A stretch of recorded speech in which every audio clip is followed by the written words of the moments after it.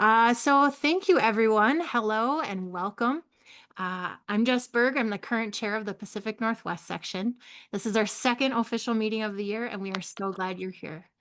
We had a hybrid meeting in September featuring Seattle's legendary venue, the Triple Door. Thanks again to Janie for producing that one. It was well attended both in person and online. A reminder that our sections meetings are typically September through June and will either be hybrid or fully online so people can join and participate with us from around the world. Our next meeting is being planned for November and details are still in the works, but I'm excited to share that Jim Rondinelli will be producing and it's currently titled Giants of the PNW. We will share more as soon as we have all the details.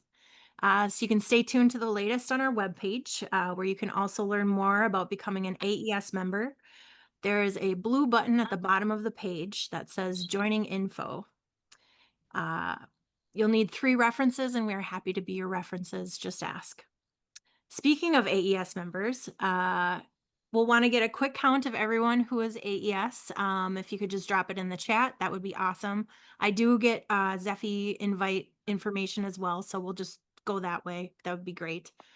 And I think somebody's mic is unmuted, or Dr. Bratzler, if you would mind. Thank you. Great. Okay. Yeah.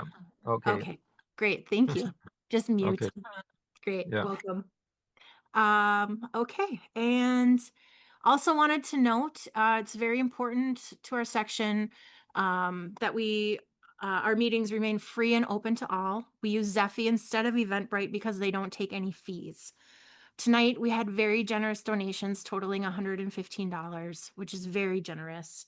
And that goes towards covering all of our committee business needs, and we kindly thank you. A friendly housekeeping reminder that we appreciate everyone using your first real name and first last name. Sorry, using your real names first and last. Please reach out if you can't find where to do this. We can certainly help. Also, just please be mindful of muting your microphone when you're not speaking. Please keep your microphone muted and your camera off during the presentation unless you want to unmute and ask questions. And speaking of, tonight, our guest presenter would appreciate if you would ask questions along the way. So as the presentation is happening, if you have questions, just unmute and ask. If you don't have a microphone, if you're not comfortable doing that, feel free to drop it in the chat. I'll be monitoring and can speak up for you on your behalf. So I'll facilitate the Zoom. Dan will be. Excuse me. How many people yes. are online? Thank you. We currently have 36 people in our room. So that is a good turnout. Thank you everyone for joining. Thank you. Yes. So I think that covers the business part. Let's get to the fun stuff. And so for tonight's presentation, we will have folks introduce themselves very briefly in advance. And I'll begin by saying, I'm Jess Berg. I'm the chair of the Pacific Northwest section. I've been a live sound engineer for over 22 years and pivoted into broadcast audio. And am currently in between. I got laid off due to the federal funding cuts at a nonprofit radio station. So, but life is good and I'm very hopeful and I'm very excited to be going to the AES convention. So anyone who's going, I hope to see you there. And with that, I'm going to go through the list and I'm going to toss it over to Vebiv. Thank you for coming, Vebiv. Hey Jess, how's it going? Long time. So hey guys, I'm Vaibhav. I'm a immersive music mix engineer from New Delhi, India. I'm currently doing freelancing because, as you know, studios are getting shut down. So that's me. Great, thank you. Glad you could make it. Stephen Clark Wilson. Hi there. Yes, that's me, Stephen Clark Wilson, and I work on video games. Great. Thank you for joining. Bob Hewitt.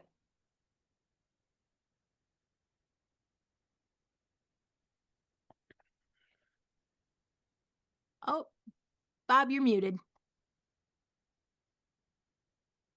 There we go. Sorry about that. Yep, my name is Bob Hewitt. I live in eastern Nova Scotia in Cape Breton, and I work at home mixing short films. And I just finished a feature-length documentary, so that was really exciting. And that's about it. Great, thank you. Scott Holden.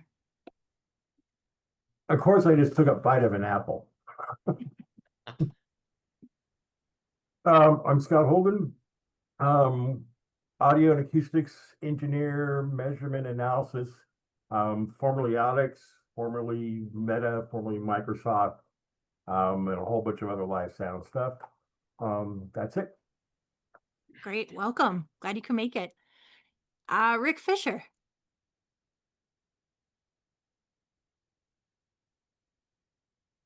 Oh, Rick, you're muted. It's always a button. Here we go. Rick Fisher, semi-retired mastering engineer. Great. Glad you could make it. Thank you for being here. Thank you. You got it. Paul Keller. Hi, I'm Paul Keller. I am a AES Life member and a retired broadcast engineer. Also had a little stint as a product manager for a while. Great. Glad you can make it. Thanks for being here. Micah Hayes.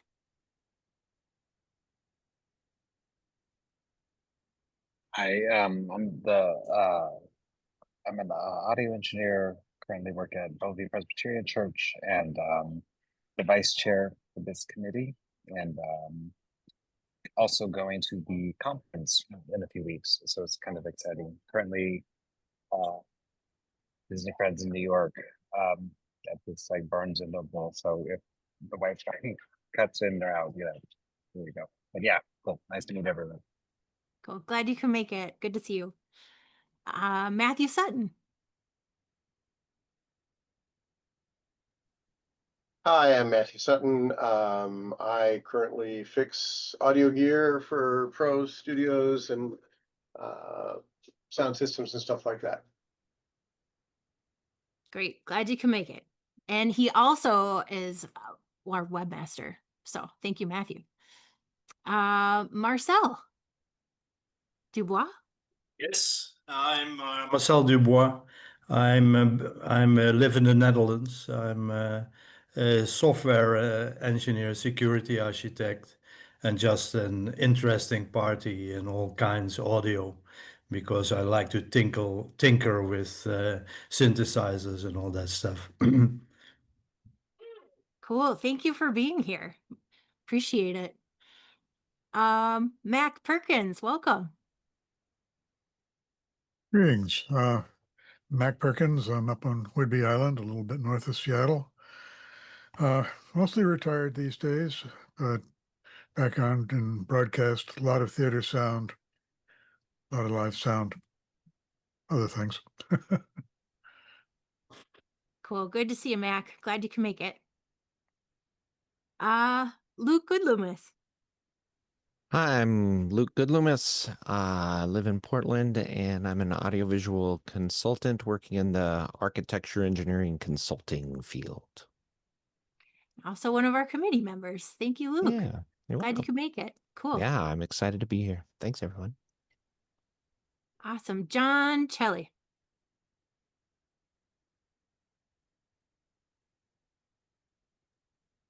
Hi, I'm John Selly, a Zoom-challenged, semi-retired engineer here in Long Branch, New Jersey. Spend most of my time telephone systems, and then doing some emergency voice evacuation systems. And by the way, thanks to you guys for putting this stuff together. It's great, and I know it's a lot of work.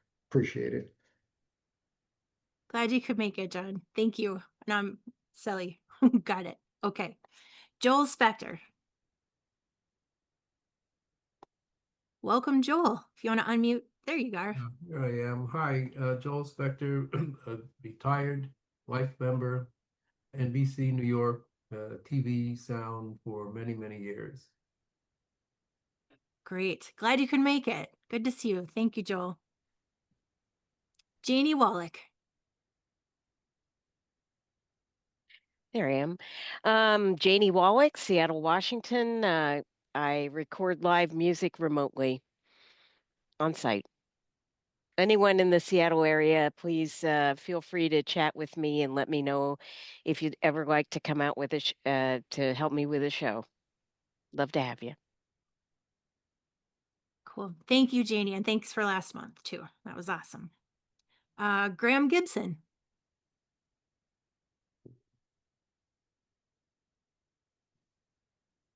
Hi, I'm Graham Gibson from Toronto area, an AES member and a hardware engineer. Great. Glad you can make it. Go Jays, go. Awesome. Eric Growney? Growney? Yeah, that's it. Hi, Eric Growney. I'm coming from a small company out here near Chicago, where we make radio accessories for first responder radios, headsets, and microphones. So glad to be here. Thanks for having me. Great. Glad you can make it. Dwayne Wise. Hi, my name is Dwayne Wise, and I am here in Colorado, the home of the home of Kevin Gossman, Graham, and and I work with signal processing software, both algorithms and implementations thereof. Excellent. Glad you could make it, Dwayne. And Dr. Bratzler. Yeah, hello. My name is Dr. Uwe Bratzler. Believe it or not, I'm a nuclear and particle physicist, and I'm very interested in audio and sound and everything that has to do with hearing. So I will tell you in the coming weeks and months how this is connected. And I like to thank very much Lawrence Schwedler for basically making me excited about your field. And I'm now a member, and I will also go to Long Beach. Thank you very much. Excellent. Oh, well, so glad you're here. You're welcome anytime. Hope to Yes, meet you I in feel person. very happy. Thank you. Great. Where are you, Uwe? Where are you, Dr. Bretzler? Sorry, yes. Oh, sorry, I'm in Seattle, Washington. That has many reasons, one of which is that I'm a graduate of the UW, of the University of Washington. I got my PhD in this field here at the UW. Excellent. Thank you. Okay, you're welcome. Doug Heyman. Hi, everybody. Doug Heyman. I'm an Indianola just across the water from Seattle. Used to attend a bunch of the meetings when they were at Shoreline. Mostly an audio enthusiast, play music and record music, but my day gig is doing accessibility in higher ed. Glad to be here. Great. Glad you can make it. David C. David, if you want, I can rename your last name for you if you need help there. Let's see. David C. David may have stepped away. David, if you can hear me, feel free to drop it in the chat if you want to do a brief introduction. I'm going to move on. Dave Rosgard. Yeah, hi. Yeah, my name is Dave Rosegard. I design speakers for a hobby, otherwise audio enthusiast, and I'm interested in hearing about hearing aids. I think it's a hereditary thing in my family, so this will be very interesting to me. Thank you. Great. I'm glad you can make it. Dana Bork.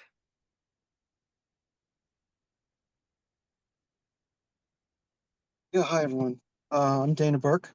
I am in the Seattle area. I work as a field application engineer for XMEMS, and we make silicon-based loudspeakers for TWS, hearables, watches, anything near field, on the head or in the ear.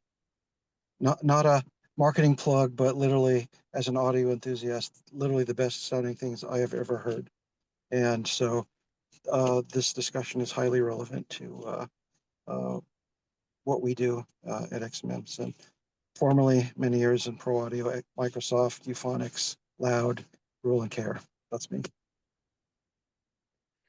Great. Thank you for joining. And I'm going to skip back to Dave Crowther. Crowther? Are you able to unmute and introduce? Let's see. Oh, trying. He's on a phone and driving. Okay. Yes, just listening here. Dave Crowther from Seattle, audio dude, worked at Symmetrics in my early youth. Have done live sound reinforcement, got involved in corporate video and audio and all that kind of stuff, and member of IOTC Stagehands 15. Great. Welcome. Glad you can make it. Thank you. Cole Hammer. Hello, Cole Hammer. With ASIUS Technologies, I'm outside Denver, Colorado. I'm an engineer here, and I'll be running a lot of the videos and clips we'll be seeing today. Glad you could be here. Thank you so much, Cole. Yeah, this is so cool. Chris Myring.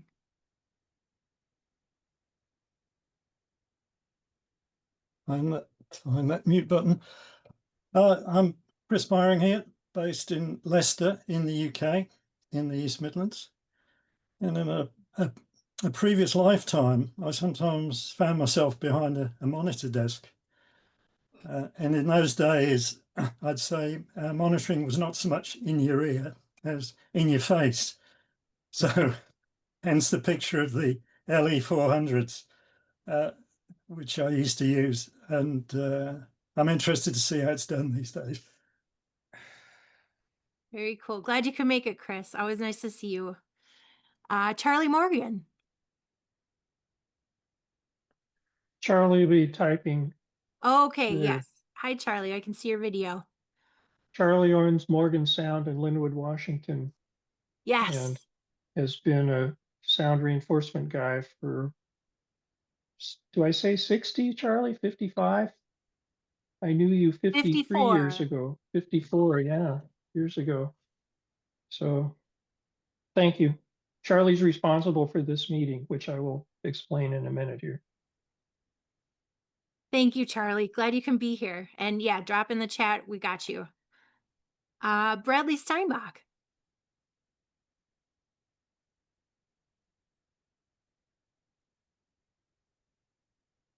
Let's see. Bradley might have stepped away. Oh, Bradley, that's right. In the chat. Great. And yep, feel free to drop in there anytime. Bob Smith. Hi, I'm Bob Smith, and I'm in Linwood, Washington, up here where Charlie has his business.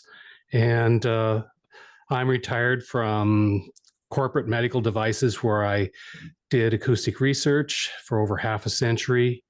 And in 6 months, I'm eligible for lifetime membership with the AES. Yay, Bob. Good to see you. Glad you could be here. Bob Olson.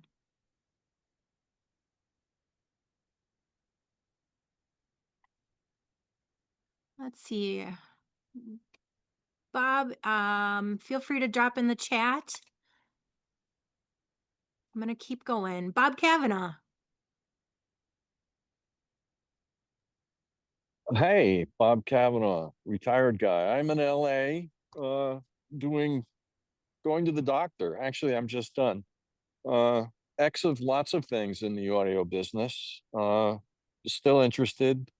I guess I'm looking forward to hearing aids at some point, so I'm here for that. But I'm curious to find out how this second membrane thing and what that's all about. So carry on. Cool. Glad you can make it, Bob. You bet. Bye-bye. Arthur Compton Dubois. Arthur. Hello. Hello. Yeah, Compatibilus. I'm new to AES. It's my first meeting actually that I can join, so very excited. Live in Scotland, Edinburgh, where I do sound for films, video games, and reinforcement in live as well. That's great. Welcome. Well, I hope, yeah, join us anytime. Thanks so much. Yeah, glad you could be here. Cheers. Cheers.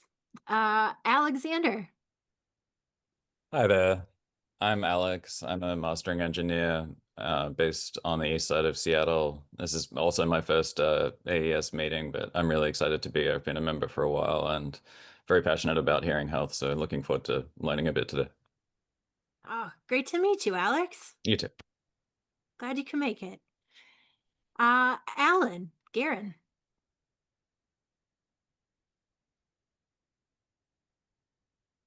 Let's see. I can see you, Alan. Just looking for the mute. And now There you you go. should be able to hear me. Yes, there you go. Alan Guerin, Portland, Oregon. Semi-retired broadcast engineer for 30 years, and then moved into studio building and maintenance and taking care of things in general. Help? Yes, I'm here. Let's go.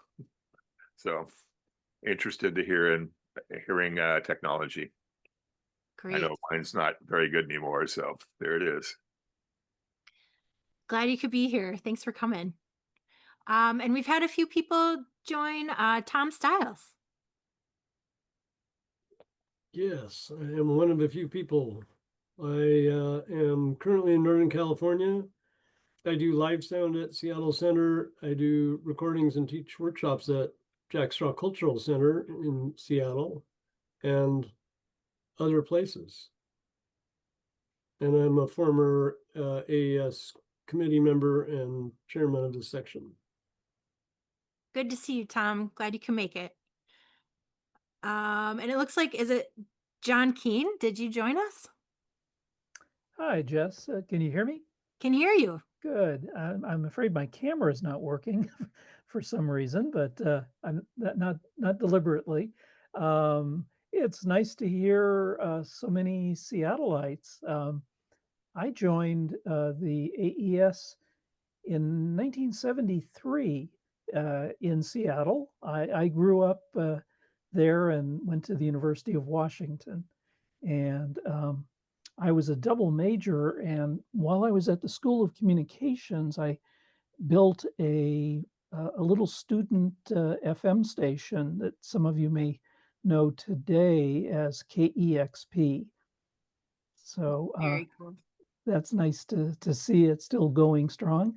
I moved away from Seattle and wound up at NPR in Washington, D.C. And I retired from NPR, but since then have been doing consulting engineering work on non-audio things like studying bistatic scatter from wind turbine pylons. So very different from audio, but I still love audio and do regular classical music recording out here in this area. So nice to join some of my old Seattleite friends whom I don't know, but I would love to get to know later. Great. Oh, glad you could make it, John. Sure. Welcome. Yeah. You're welcome. Yeah, we could use some help out here with the AES section in Washington, D.C. I'm afraid we haven't had any meetings, so I'm going to learn some things maybe from what you guys are doing, right? Well, reach out anytime. Happy to chat, talk shop. Great, thanks. Yeah, you got it. All right, I'm going to jump up to Gary Louie. Hi, I'm Gary Louie. I'm the secretary of the PNW Section. I'm in Seattle, Washington. I'm retired from many decades as the audio guy for the University of Washington School of Music. Great. Thank you, Gary. Thanks for all you do for our section too. Okay, at this time, I will be tossing it over to Dan. Friendly reminder to folks, please turn your cameras off because we'll be heading into the presentation after Dan's introduction. And feel free to use the chat and yeah, just really glad you're here. And with that, Dan Mortensen. Thanks, Jess, and let me add my voice to the crowd and thank you for doing all of this for the section. I am a committee member now of the section, and I have a little sound company in Seattle and have been enjoying that a lot. This meeting came about because I was talking with Charlie Morgan, who's also here today, about something different. And he mentioned that he had just gotten the newest version of a gizmo that allows him to hear. And even though he's been without hearing in one of his ears for quite a long time, he managed to build the biggest sound reinforcement company in the Northwest for quite a while. And maybe it still is, I'm not sure. And he did that on one ear. And this new thing let him hear. And that was astonishing to me. And I asked him to tell me a little more about it, and he did, but he gave me Stephen's website, and I looked at it and it was incredible. And I reached out to Stephen to ask if he would be willing to do a meeting, and he is. And we had a brief meeting online before we committed, and he showed me some stuff that he's going to show you that just knocked my socks off and often made me cry, quite honestly, because hearing is so important to us. And we are in this because we love listening to stuff, and whether it's music or movies or whatever, we want to hear the pureness of it. And when you can't, I can easily imagine how awful it is. And seeing the responses of people to this gizmo was breathtaking. So I'm happy to introduce Stephen Ambrose. Well, you guys are fabulous, and I'm just so pleased that we took the time for me to get a chance to see each of you. I'm thrilled. I'm really thrilled to be here and talk to each and every one of you. The AES has had a huge impact on my research and my life and my work. And some of you I think I met when Bob Schuline, who was the president for a while, we were involved together in a good deal of this research. Bob has passed on, but his work is in some of this, and a lot of this work represents Cole Hammer's ingenuity. He's put last, I think, 13 years now of his life into making this a reality. So we have an agreement. When it works, it's his fault, and when it doesn't, it's mine. I'm still negotiating that. Anyway, I'm honored to be here, and I'm just going to head off by just playing a few videos that will speak concisely about the basic material, and then we'll get into it. Would that be all right? Now, yes. I want to say that anything in the videos or in what I'm presenting that anyone has questions about or wants to comment on, interrupt me and let's get right into it, okay?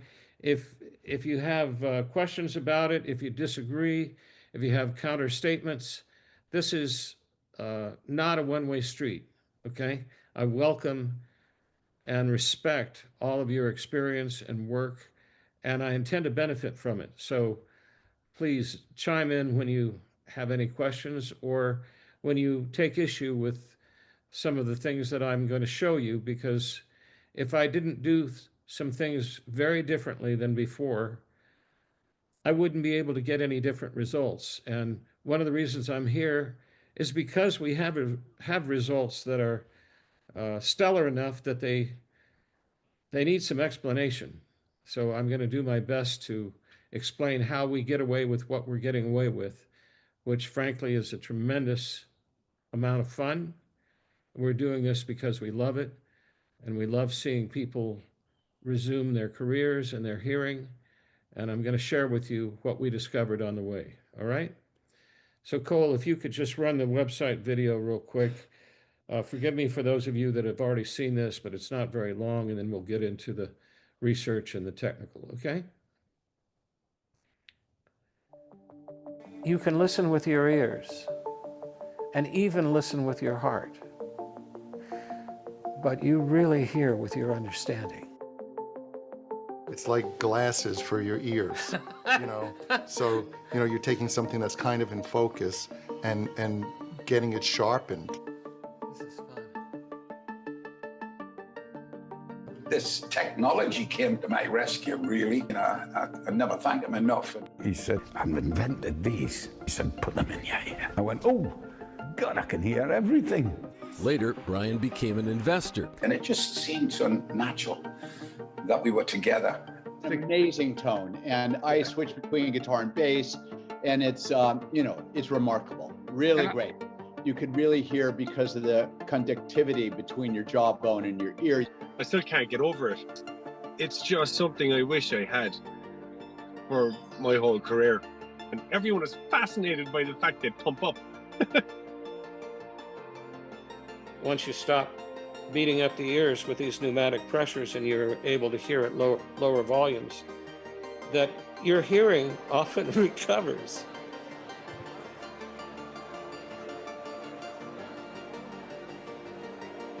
I could hear everything. So I'm listening to my favorite song, and that's the first time I've heard it like that in 7 years. I haven't heard anything in that ear for it's been 17 years.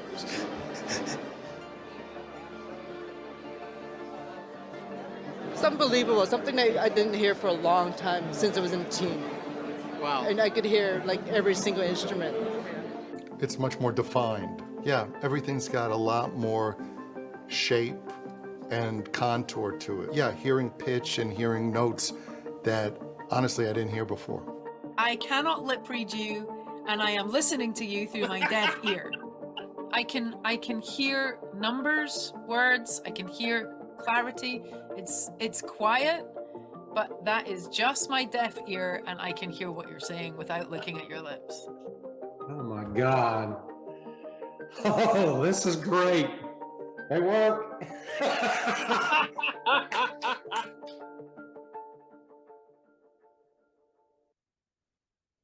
Thanks, Cole. So if it's all right, we'll just jump right into a keynote presentation that I did for Autodesk at the World Trade Center. And it has many of our, thanks for the applause, Lawrence. Has many of our research videos and explains the whole story. This is the genesis of the in-ear monitor. I invented the wireless in-ear monitors back in the 60s, and it became these funny things you see in people's ears when they're performing on stage. These, unfortunately, are known to have a 70% increase of hearing loss. We had to do something about it. We developed a new technology. It's a second eardrum that absorbs the harmful pressure and allows real high-fidelity audio to pass through to your eardrum, and as a consequence, lower volumes sound louder and better. Thank you so much. Good morning. So how many of you have ever used these? Just a few of us. Have you seen Mayor Bloomberg's campaign in New York billboards a few years back? I think it was use an earbud, go to prison. No, it was here today, gone tomorrow. It had a picture of an earbud and a picture of a hearing aid. This is kind of a quandary, right? So you all know just exactly what volume to listen at to ensure that you go deaf before your time, right? You just turn it up enough to enjoy it. Is that it? How loud is too loud? And how soft is soft enough? And whose fault is this, that we should have to go deaf listening to music or talking on the phone? Let's find this guy. Where did these come from? Do you know? Well, when I was 13 years old, now this is not Johnny Cash's fault. My dad taught at Peabody and Vanderbilt, and I was a university brat. And he taught church music and classical music, and that was the only kind of music that he allowed in our home. And I had a guitar, and I hid it under the bed for the first 2 years. And I would sing in the closet very, very softly, because I was singing Dylan. Well, I played at coffee shops, and a producer from Music Row heard me and invited me to the studio when I was 13 to do my first professional recording. So I'm blown out. I'm rocking and rolling. My dad doesn't know this. Next door, Johnny Cash is recording, and I sneak into the studio to hear him. And they welcome me in, and they put the headphones on me, and they let me hear him. I didn't like country music until I heard him through the headphones, and then I was blown out. Because the studio sound that you hear is amazing. It just lifts you up, and you think you can just sing the world into a new age. Well, I wanted to hear this way, especially in the closet, because I couldn't sing without alerting my dad unless I put my ear and my hand like that and sang very low. And I couldn't play my guitar when I was doing that. So I took the swim ear molds that my mom bought to keep the YMCA pool water from infecting me. And I drilled holes in them, and I got these little transistor earbuds. You know, they just sounded horrible, but if you put them in an ear mold, you could really hear with them. I used silly putty bubble gum to put them together, okay? So 13 years old, I invented the first in-ear monitors, okay? Well, I get a record deal. Andy Williams signs me the same year that he signed Jimmy Buffett and Ray Stevens, and I go to Hollywood, and I get to sing with all my heroes. I got to sing with Roger McGuinn from the Byrds. I got to sing with Brian Wilson from the Beach Boys, Melissa Manchester, Jeffrey Osborne. This was a lot of fun. Stevie Wonder used to get up from the piano and dance around on stage playing harmonica and fall off the edge of the stage. And on stage, the monitor engineer, the guy that mixes those speakers at your feet, would be screaming, "Back up! Back up!" into the microphone. And the only people who could hear him was, of course, the whole audience. And they're just having a heart attack.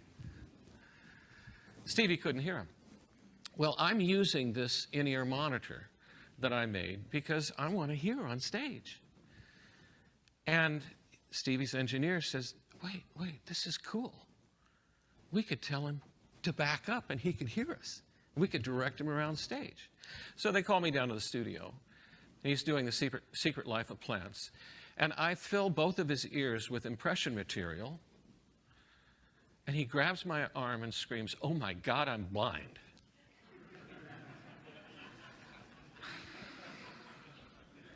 Well, he was only half kidding, because he sees with his ears. He's been blind since birth, okay? Helen Keller said that blindness separates you from things. Deafness sets you apart from people, okay? Well, I drilled out these impressions, and I put speakers on them, and I plugged them into the studio feed, and the drummer kicked the kick drum, and some of the dust that was left from hollowing them out shot out of the sound tube. Oh, this is great. I'm going to turn Stevie into Helen Keller overnight. So he grabs these, and he won't give them back because he can now see wherever there's a microphone.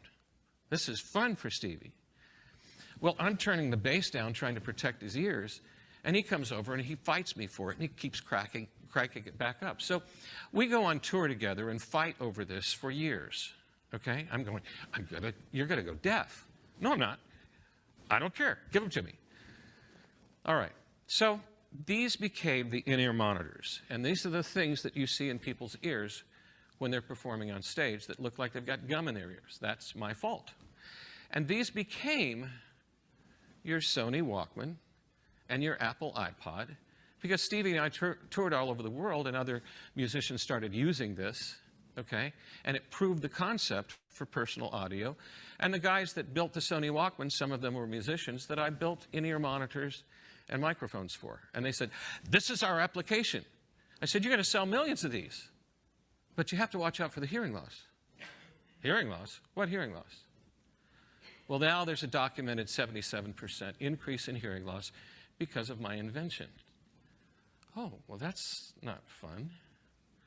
I made these to hear on stage and protect people from going deaf from stage volumes. And now you guys are losing your hearing without knowing it, and you don't know what's too loud and what isn't. Why is this? Any ideas? You know, you hear this all the time. You're going to go deaf if you use these things. How? Does it just kind of come over you in the middle of the night? What is too loud? What's too soft? How does this work? Okay. What we did was filmed it. Now, this is an Apple iPod in a camera in my ear, and it's sealed with an ear tip. Can you see my eardrum? You see it beating like a heart? That's moving thousands of times too far. You would never see the eardrum move like that unless a bomb went off. So, sealing a speaker in the ear is doing something similar to a piston. The action of a speaker and the action of a piston is reciprocal. And until you seal it, there's no problem. But once you seal it, now we got a problem. This is like a syringe. This is a bicycle pump. You're not just sealing sound in the ear, you're sealing the sound source. What an oversight.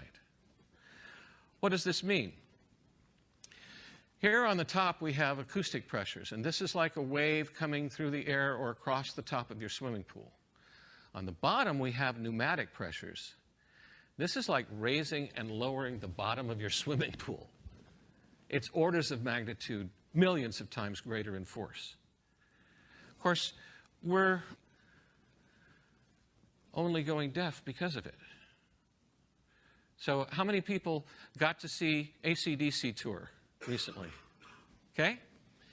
Well, I introduced Axl Rose and Guns N' Roses to in-ear monitors in the 90s. I love Axl Rose's voice, but not singing Back in Black. I want Brian singing AC/DC, okay? I don't want to go to an AC/DC concert and hear Guns N' Roses. I want Brian. Well, he had to stop touring. I did a video on YouTube, and I just made a personal message to him saying, look, don't stop performing. We have a solution to your hearing woes. He called me up, and I went down to Sarasota, Florida. He drove me around in his Project 7 Jaguar. I loved it. And he was able to hear. What did we do? We built a second eardrum. Right here, you can see it. That's my finger over the camera. When I take my finger away, this stops moving, even though the sound is still playing. We haven't turned off the sound, but when we seal it in my ear, now it's beating up this more compliant second eardrum instead of mine. When it beats up my eardrum, it prematurely triggers your body's protection and my body's protection. It's called the acoustic reflex. Just like when the doctor hits your knee with a hammer and it jumps. When things get about 88 or 90 dB loud, your muscles in your ear hold your eardrum still and pull the middle ear bones away from your cochlea, okay? It's called the acoustic reflex. It's a wonderful thing, except that when you seal sound in the ear and you have that pneumatic pressure, instead of triggering at 88 decibels, it triggers at about 60 decibels. Well, that's counterintuitive. You want to listen to rock and roll, you're deaf and you want to hear better, and the first thing the devices do is turn your volume down without telling you. Your body does this. That's interesting, you see? And you turn it back up and burn your ears out, okay? Pneumatic pressures are what you fill your tires with. Acoustic pressures, even if you turned them up loud enough for everybody's ears to bleed for miles around, they still wouldn't lift your car off the ground. Eardrum to this. Sealing a speaker in the ear beats up the eardrum, overwhelms it with the motions of the speaker that would be harmless if it were in free air. We have a second eardrum. It's a smart eardrum. It doesn't get between the speaker and your eardrum. It's off to the side, but it knows the difference between what you want to listen to and the harmful pressures that cause hearing loss. All right. So let's look at this solution. Instead of beating up this eardrum here, we beat up that little blue eardrum. Now, it's still sealed. Have you noticed when you don't stick these things deep in your ear, you don't get the bass? You leave it loose and you're not hearing enough bass, and then people are constantly cramming them in. Well, we studied this at Vanderbilt. We had got grants from the National Science Foundation, the National Institutes of Health, and we modified this $800 professional Sennheiser in-ear monitor, or this $40 Skullcandy Titan, and we tested it on people, and they could turn the devices this far down, and it didn't sound like they had turned it down, and it sounded better. It was louder at lower volumes, and it sounded better because you're no longer holding the speaker still with your eardrum, which is kind of like trying to put a flashlight out with your retina. Okay? Now, we learned to harvest those pneumatic pressures. So this is a single hearing aid speaker, and the sound is being used, there's the speaker behind the forceps there, to inflate this second eardrum now into an airbag. Well, that's kind of neat.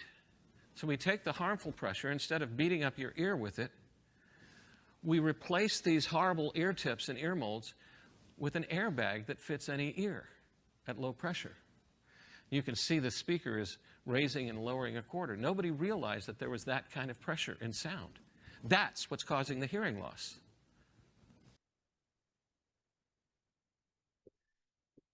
Okay, guys, thank you for having the patience to watch that. Before I start, thanks, Lawrence. Any questions so far? Please just dive in here.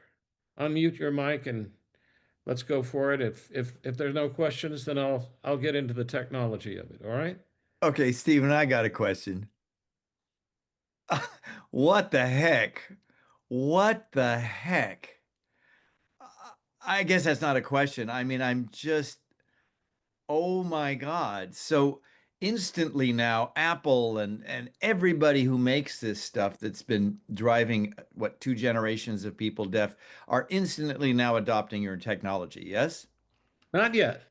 Not yet. We have a long ways to go because, of course, this is the epitome of disruptive technology, okay? We've actually proven that just like my original in-ear monitors, personal listening devices and hearing aids cause hearing loss, okay? I made that video for Brian when he couldn't finish the Rocker Bus Tour, AC/DC's Rocker Bus Tour, and he was, pronounced, his career was over. He was told by his audiologist that he would, hearing loss was permanent, he'd never perform again, and if he went on stage, he'd lose what little hearing he had left. So he was given to going out on the racetrack and taking the curves too fast. He'd take a 160-mile-an-hour curve faster than that because he didn't care if he spun out and died, okay? So how did we fix this? I mean, he's just finished the 3rd world tour. First he did Europe, then he did America. They just finished Europe, and they're on their way to Australia now. And there's news of more touring. So obviously his career isn't over. And if you put on his in-ear monitors, the ones that we built for him, you'll notice that he's listening at about 1/10 to 1/100th the volume level that he was listening to when he was using copies of my first invention. So when I went to Sarasota, his wife called me up and they checked me out and invited me down. And I showed up on his front porch in Florida. He was such a gracious man, and he was extremely grateful that I came to see him. And I said, Brian, don't be that grateful. You went deaf listening to my first invention. So Yes, I invented in-ear monitors in 1965, and they did become the earbuds and personal listening devices that everyone's using. And I've spent my life trying to correct the copies that were made without listening to the pneumatic pressures that I discovered even in the 70s. So I'm kind of fixing and taking some responsibility for something that I started. And it's going to take a while longer to do it. But we've reversed so many careers that were over. And I'm about to show you how we did it. And it is something that we're prepared now to retrofit all the personal listening devices, hearing aids, earbuds, and in-ear monitors with, as well as we're providing our own flagship version of the technology that has been on tour with AC/DC and Paul McCartney for the last 3-4 years. We've done hundreds and hundreds and hundreds of concerts in testing the R&D. We've had a research participation program that Charlie's part of. Really got to thank Charlie for, allowing for me to arrange to speak with you all, because I'm just privileged to talk to you. But yeah, it is a disruptive technology, but it's disrupting the status quo much more than it's disrupting commercial business, because we've made it in a form that commercial business can do even better and resell devices that sound better and are far more better for the people that are listening to them. So that's a long way of answering you. But any other questions before I go on here? Okay, so you can see that we have taken this second eardrum and we've turned it into an airbag, and we inflate that airbag in the ear canal for a one-size-fits-all or one-size-fits-most application, okay? And the pneumatic pressures I showed you beating up the ear beat up this airbag.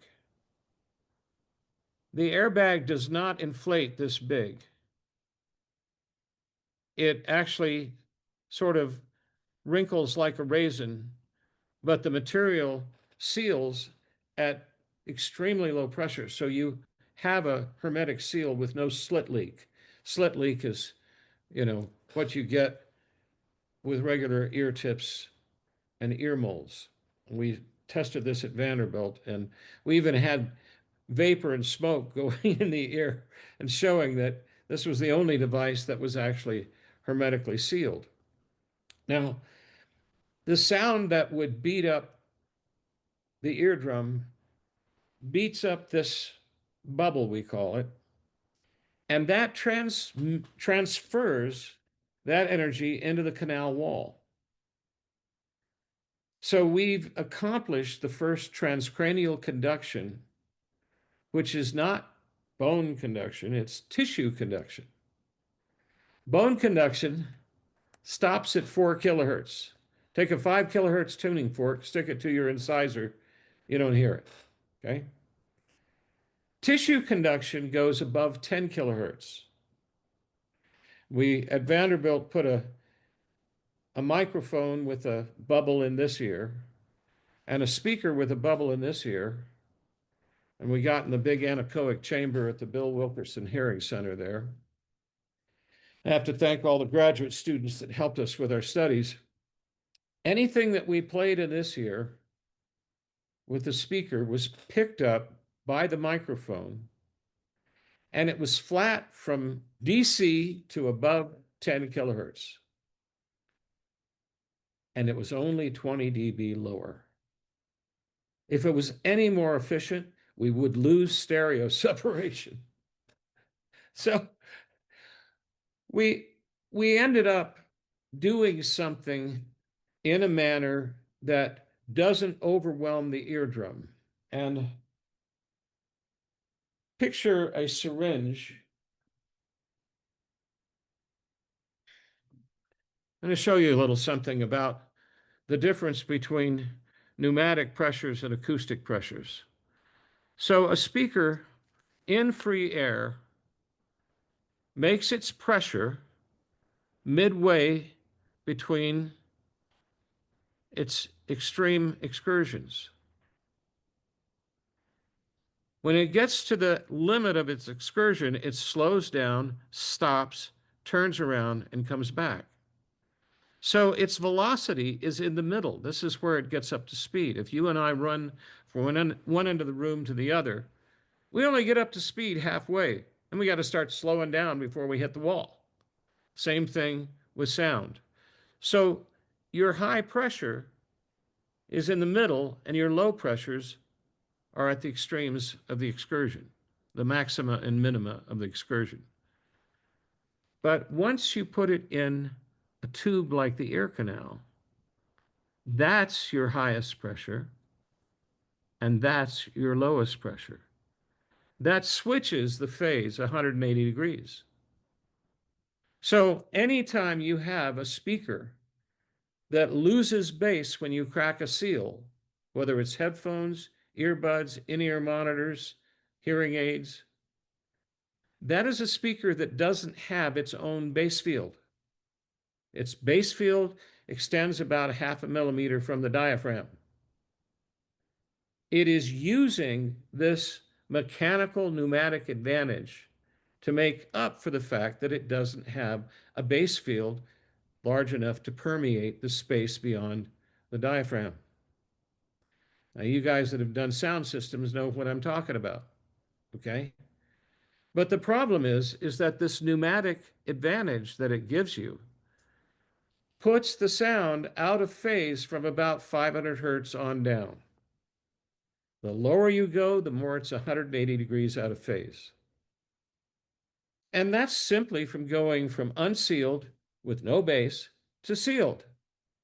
So in addition to overwhelming the eardrum and prematurely triggering the acoustic reflex and stretching the tympanic membrane at the extremes so it's tighter than it would be if it was floppy and in the middle and not being over impinged.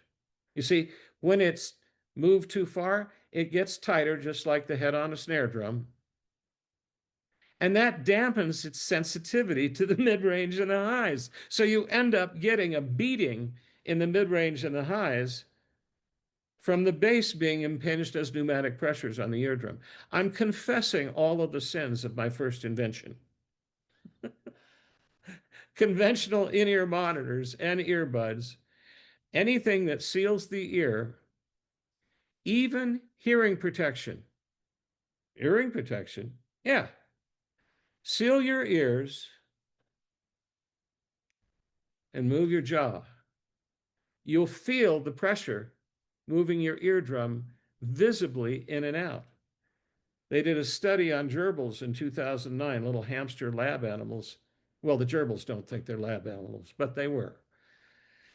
They raised and lowered the pressure in their glass enclosure to mimic what happens when the jaw moves and it constricts the ear canal and the air can't escape. And the gerbils grew an extra layer of epithelial cells on their eardrums in a matter of days. We're callousing the eardrum with hearing protection. Not only that, but sealing the ear canal transforms your ear into a stethoscope. You don't hear the low end of your voice amplified until you close your ears, and now that occlusion effect, that resonance of the conducted sound within your head being turned into the canal walls vibrating and causing the trapped volume of air to move the eardrum much farther than it could if it stayed acoustic. That occlusion effect starts out by making your voice sound as bad as possible. That same occlusion effect is attendant upon the speaker that is sealed in the ear, and it's attendant upon all of the sound that you're trying to protect yourself from that comes through your eyes and your nose and your chest That conducted sound from 500 hertz on down is amplified 60 decibels. That's 1,000 times. Hearing protection is hearing masking. You hold the eardrum still with the trapped volume of the air. You move that with the conducted sound from the vibrations of the canal wall, and you're not that isolated. This technology, when inflated in the ear, absorbs the occlusion effect. You put one in one ear and you seal the other ear with your finger, and you've got that occlusion effect and low end on your voice only on this side of the head, and this side's 40 decibels isolated with no occlusion effect. We had the guys from the Yamaha research team out here, and they were outside jumping up and down on the patio saying, I can't hear my footfalls. I can take this running and not hear pound, pound, pound. You've done something that doesn't exist in nature. You've isolated hearing without turning the eardrum or ear into a stethoscope. It's an uncanny experience. So when you start listening with this, you don't have to turn it up over that occlusion effect in order for it to start to sound unaffected by that that happens with the occlusion effect. You start at 0, and a little bit of volume now sounds loud. Have you ever seen somebody go into an anechoic chamber for the first time and go, I can't stay in there? Why? It's too loud. What's too loud? The sound of their blood rushing through their ears. Okay? Body sounds are now loud, but they're no louder than they were before the guy went inside the anechoic chamber, except now it's got his attention. So sound perception is extremely relative to your own attention and what you're focusing on. Anybody that's had to mix that song for the 1,000th time that day knows it doesn't matter if his ears are working. His judgment's off, okay? Stephen, there's a couple of questions here. Scott Holden was first and then Tom Stiles. Go ahead. Scott? Yes. Well, his question, go ahead. There you are. Good. I've done a fair amount of research stuff at another company. And so one of the things that we had issues with and why we had to vent them is that static DC pressure on the eardrum when they're inserted. Then you have to make a vent, which makes it a lossy system. So is there concern with that DC pressure on the ear when they're inflated, or is that compliant enough where it offsets? The inflation causes a seal that immediately equalizes the barometric pressure from the inside and the outside of the ear on either side of the bubble. So, if you're using it in a jet and you decompress immediately, it equalizes without, shoving the thing in or out of your ear as it would with a differential in pressure. So the way it seals is it seals hermetically, but any barometric pressure change is immediately transferred. So you don't have that static pressure. There's even static pressure felt from electronic noise canceling. Okay. Many people are sensitive to it, but there's no static pressure with this. And it leaves the eardrum not over impinged on and floppy and sensitive. And because it's not prematurely triggering the acoustic reflex, lower volumes sound radically louder. Okay. I like that, floppy. Thank you. The next question. Tom Stiles. Hey there. I'm visually disabled, but I will ask my question auditorily. So there's the most fascinating part of this presentation to me is, or one of the most fascinating parts is that probably everyone here has stuck their fingers over their earlobes there to and experience the effect. And one effect, as you described, is this occlusion about how your own voice sounds. And the other effect is if you're in a loud rock and roll concert, it makes everything more intelligible. Suddenly you can actually, suddenly there's some clarity. So my intuition about this has long been that that's because when you do that, when you seal your ears, you're defeating the mechanism, your natural mechanism to protect yourself. In other words, when you reduce the pressure by sealing your ears, that suddenly you can hear better because your natural hearing protection mechanism has been eliminated or circumvented.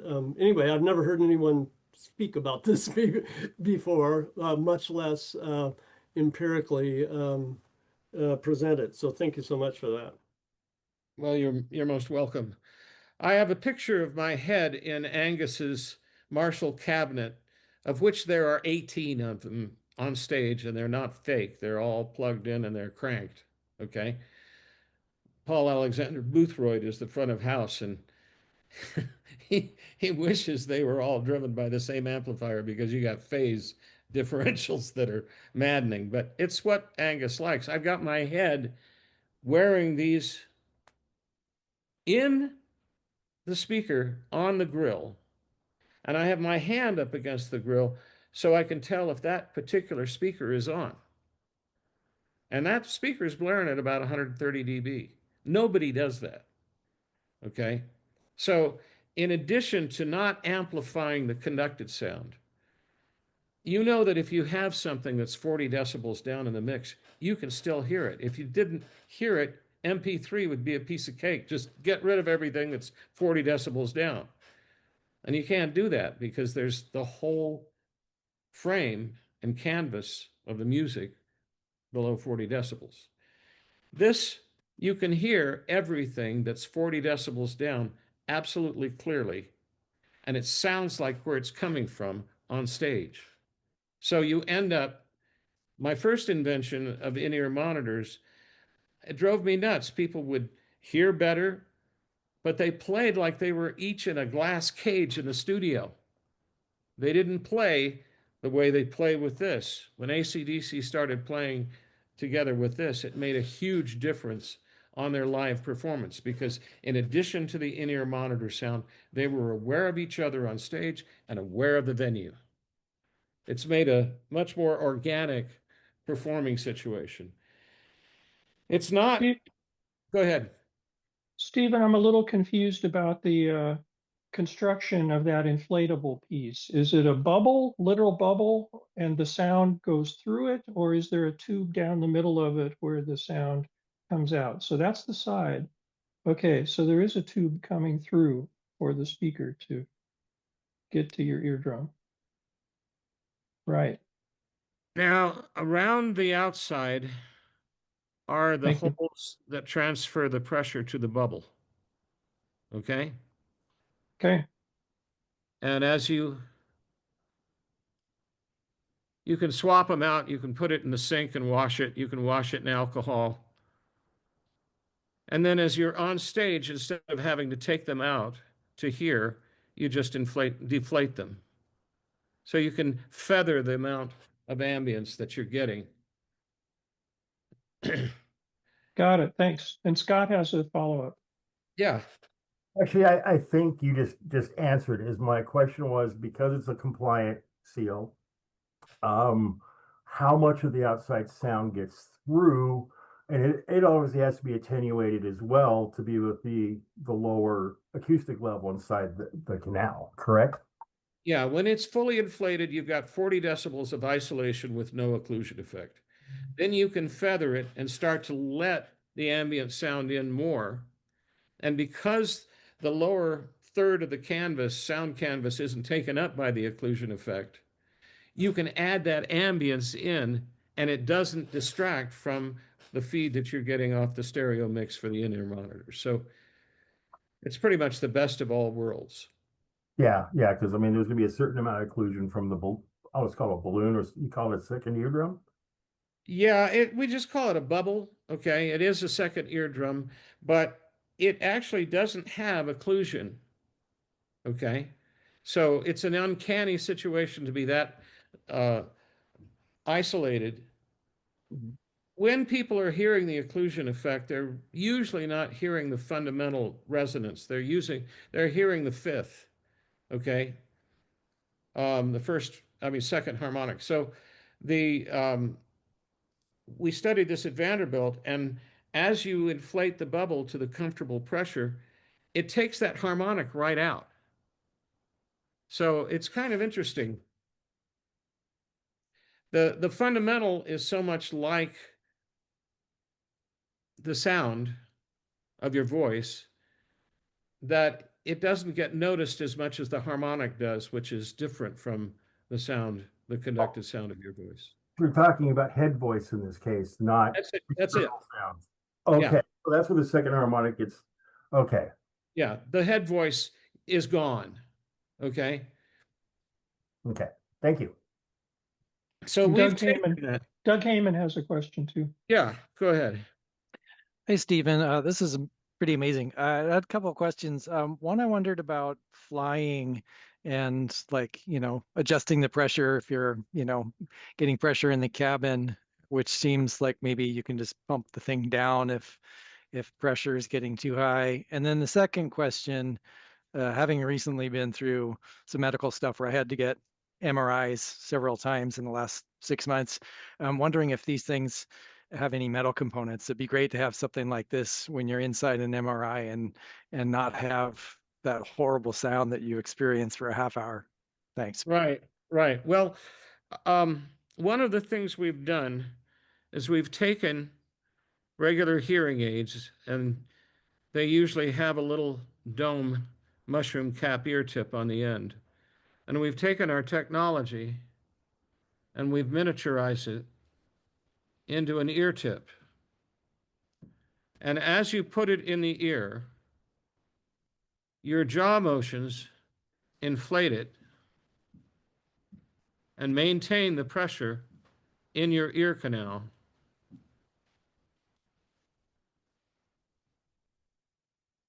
Can I show you a video of one of the test subjects in her first experience? She had profound hearing loss with profound hearing loss hearing aids, and they were so loud you could actually hear them across the room. And she had big ear molds, lucite ear molds on them with no vent, trying to get enough volume to hear. So we sent her a pair of these, and on Zoom, we just had her take her ear molds off and slip that over the end. And this is what happened. Cole, can you play Maria Keene? Is it working? Hold on. Let me show you the easiest way, okay? Okay. So. Oh my God. Hold on. I got to turn this lower. Holy cow. I love you guys. Oh my God. Oh my gosh. I got to turn this lower. It's like you're on stereo on this side. Oh my God. Okay, testing. Oh wow, this one's loud. That's a really good sign that you. Oh my God. Oh my God, you guys, your voice is like, it's like you're standing right next to me. Well, we're definitely with you. Oh my God, you guys are, it's so loud. I'm turning these down all the way. I turn them all the way down. I know. And you probably need to go to the audiologist and have them lowered even still. Yes.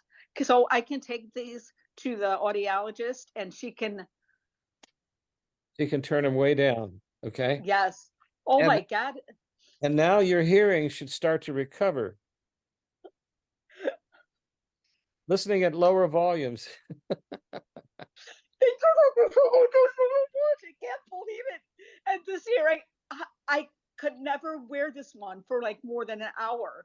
I have to take it out. So I would just leave it out. And then if it was something important like a Zoom, or if we went out, I would put it in. But now it doesn't hurt. I don't leave it in all day. I love you guys so much. Oh my God. I don't feel like I'm deaf anymore. Thanks, Cole. So any questions about this so far? Okay. So let me show you an Actually, there is one. I did have one. So you're making something that can be put on a conventional hearing aid then? That's correct. Okay.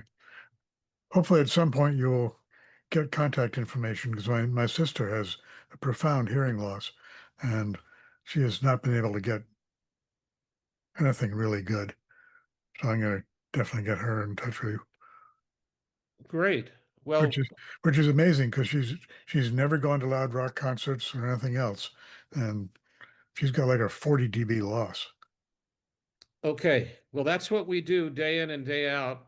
And here is something that not only retrofits hearing aids, but if you've noticed all of the Shure universal in-ear monitors, this ear tip will fit on a Shure and convert a regular in-ear monitor universal into an Adele monitor. Out of curiosity, yeah, can you fit an attenuator plug in those as well? Yes, and one of our markets is hearing protection. Yeah. Pab, who mixes for McCartney and AC/DC, actually uses these to mix with because they're flat, and he can actually get a good representation of the sound that he's mixing for the PA, for the audience, at 40 decibels down. Okay. So when you go to a concert and you use these as hearing protection, which I did, we were invited to the McCartney concert in Denver Saturday night. It was wonderful, and I listened to and studied, did some research on these, listened to the concert with them, and you use regular hearing protection at a concert, and that occlusion effect makes everything bass heavy and muffled. So you pay $1,000 for a great ticket and go hear a concert like this. It's ridiculous. Or you don't hear for 3 days afterwards. And with this, you can actually feather the amount of volume that you hear, and what is attenuated is not colored. So it's really we have this whole, for military, the ability to tell where things are coming from is worth your life. So you want hearing protection, but you don't want disorientation. And the occlusion effect and regular hearing protection causes extreme disorientation. You don't know where the bullets are coming from. So with this, the directionality is not confused. Thank you. Certainly. Well, John Stephen, Selly has one here, and then Scott and Lawrence. Messing with Zoom, I apologize. I'm not the quickest trigger there, but I have a somewhat embarrassing and simple question. I'm having trouble understanding the difference between acoustics, the acoustic sound wave going through, and the I guess you called it the static pressure. Yeah.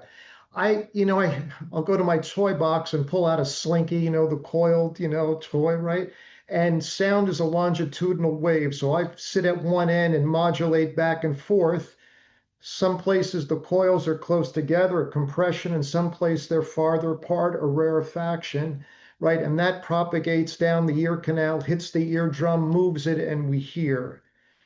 And I'm not sure where this bad pressure is coming from. I don't. Where would it be on the slink? Is the whole slinking moving or compressing? And maybe I'm overthinking it, but if you could explain that, and I'm not holding up the group, I'd appreciate it. Not at all, and I really appreciate your interest and question. Okay, so the slinky is representative of the sound waves. Okay. Now, if you see my syringe here, your speaker, let's say this is the face, the cone of your speaker, okay? and it's vibrating. So in free air, it doesn't trap any volume like it does in a tube, in a cylinder. So you have two kinds of pressure. You've got the sound waves, and then you see, I can't even push this the whole way because as it moves forward, it displaces a higher and higher percentage of the trapped volume. So you're not just sealing the sound in the ear canal, you're sealing the sound source. Does that make any sense?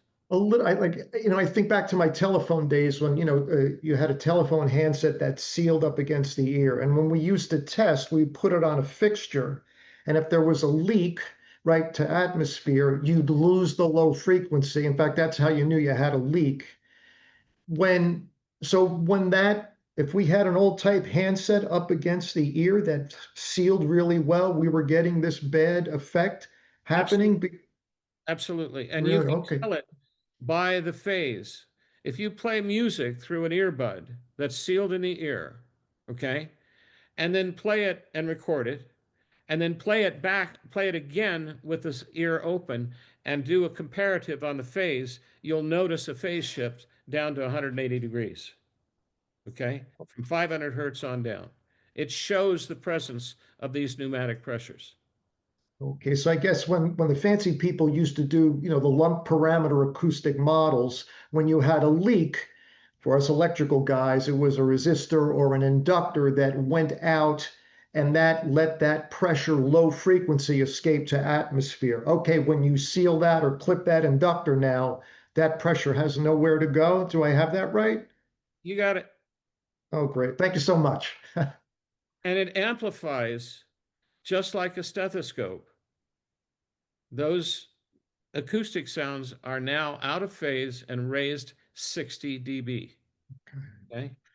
So here's a question. When I was young and had the cost 4As on my ears playing air guitar, so was that doing that damage, or they didn't seal well enough to have this effect happen? There was enough of a leak with your hair or stuff like that?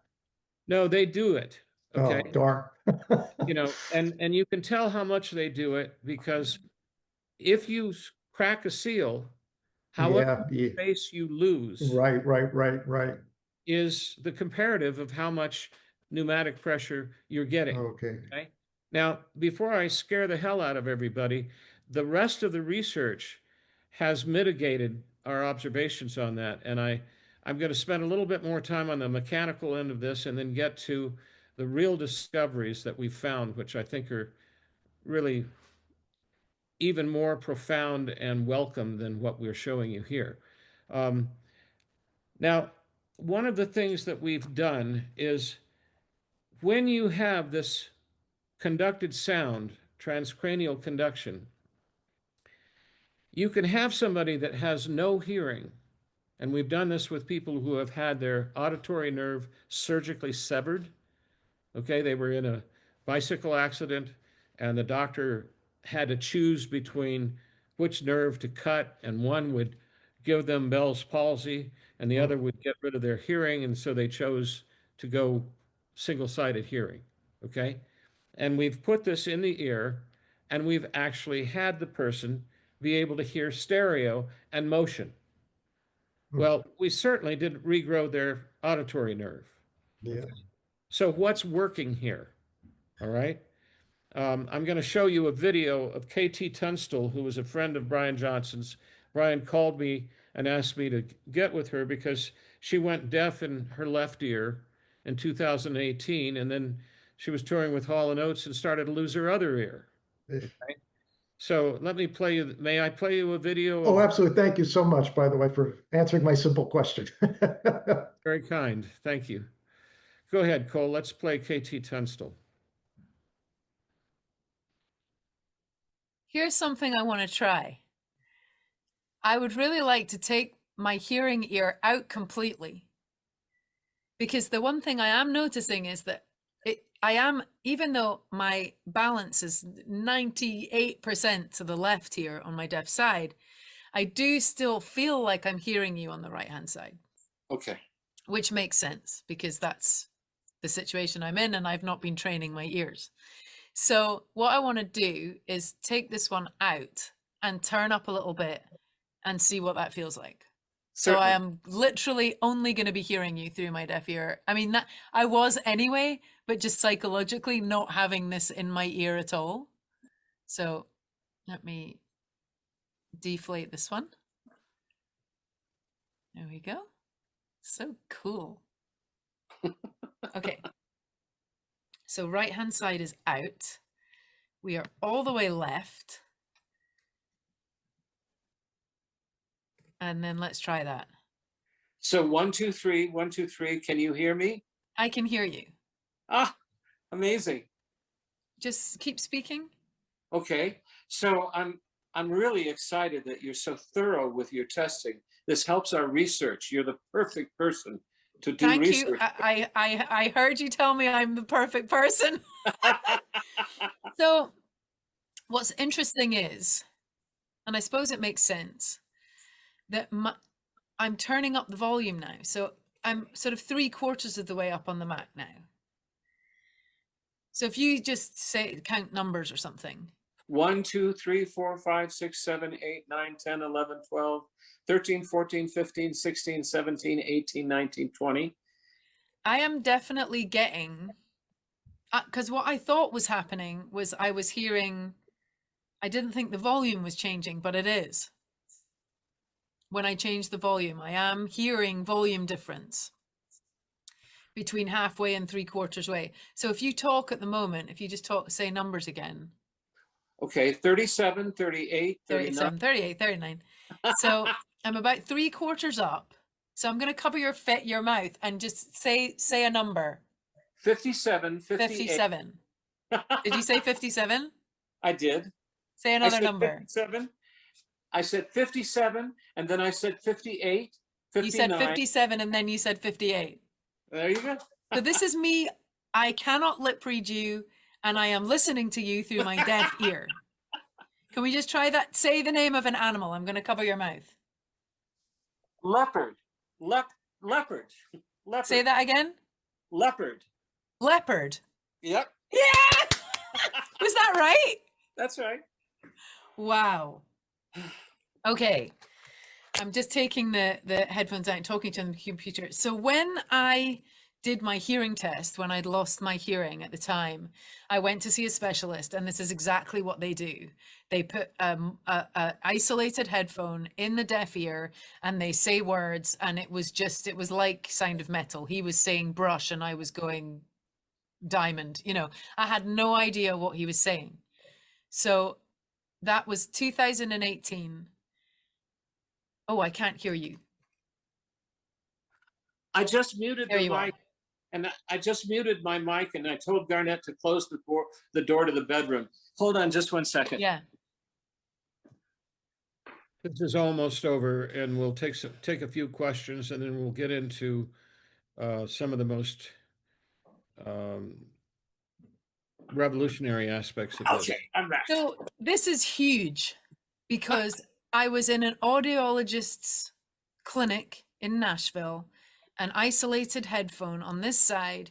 He was saying words. I couldn't lip read him, and I had no fucking idea what he was saying. I couldn't even, I could hear vibration, but I couldn't really hear a sound. And there was no way I could hear what words he was saying. So that's 75% of Mac volume. I could not lip read you, and I could hear what words you were saying. That's pretty amazing. Take a bow. You take a bow. Okay, we'll take a bow together. That's huge. I can hear numbers. Okay, how are we doing on this? Is this getting across? Incredible. You can Scott see and Dana. we're having, right? Scott and Dana have questions here. Okay. Scott? Yeah, Stephen A., great talk. I could interrupt you every 5 seconds. I have questions. So I spent 4 years working on in-canal transduction and transmission methods and how to cancel out the the pressures and so on. So yours is a velocity device rather than a pressure device, correct? Okay, huge difference right there. Now, so I get how that helps on the in-canal pressures. But what I'm not clear on is, if you're to go into this later, fine. How does this help people with hearing loss? There's multiple forms or causes for hearing loss. Ah, I love it. This is what I was hoping for. So you get that we're actually using transcranial conduction. We didn't just regrow the hair cells in her ear. Yeah. Okay. But she's hearing with that ear. Okay. Now, let me play you the next video because it's kind of going down this path. It won't answer it completely, but it'll start. Okay. Can we do Tom Butler, Cole? Yeah, it's quieter, but it's louder to the person with hearing loss. No, it's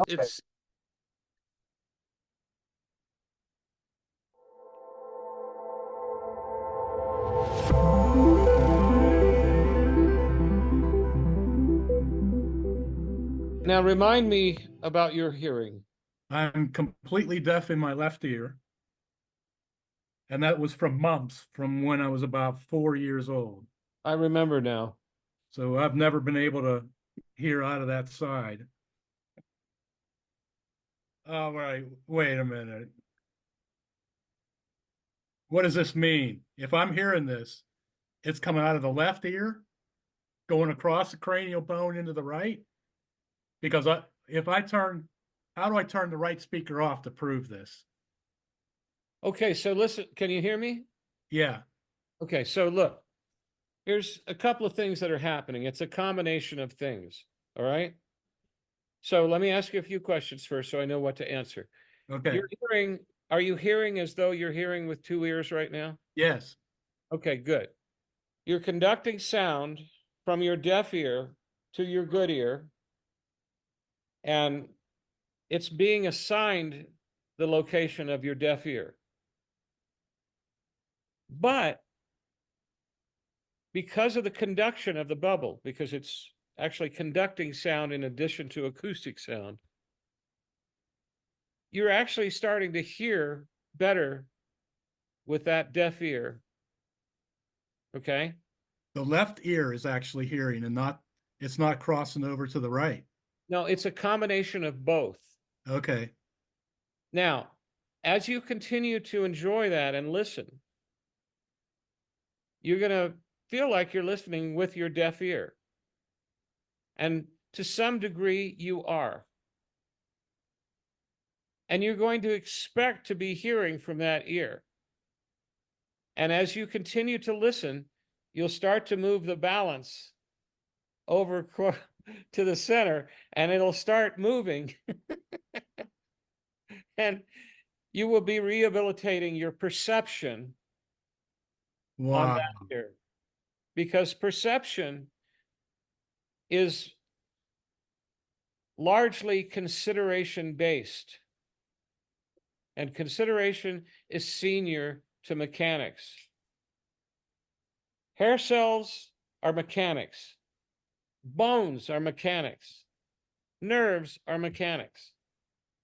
You can have as little as 3% of your mechanics left, and the consideration can make up for it, because perfect hearing is not perfect anatomy. Perfect hearing is the expectation and endowment. Perception is the creation and assignment of ideas to experience.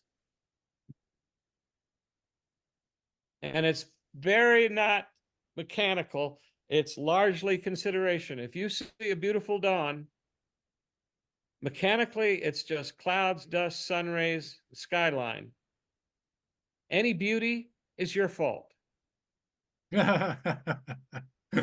That's good. All right. Oh my God. Yeah, this is fun. This is fun. This is amazing. I just put that all the way to the left and I can still hear it. This is incredible. Oh my goodness.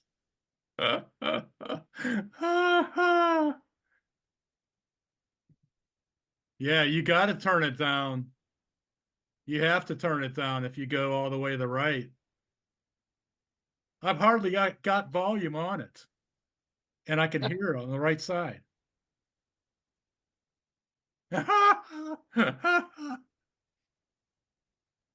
Wow.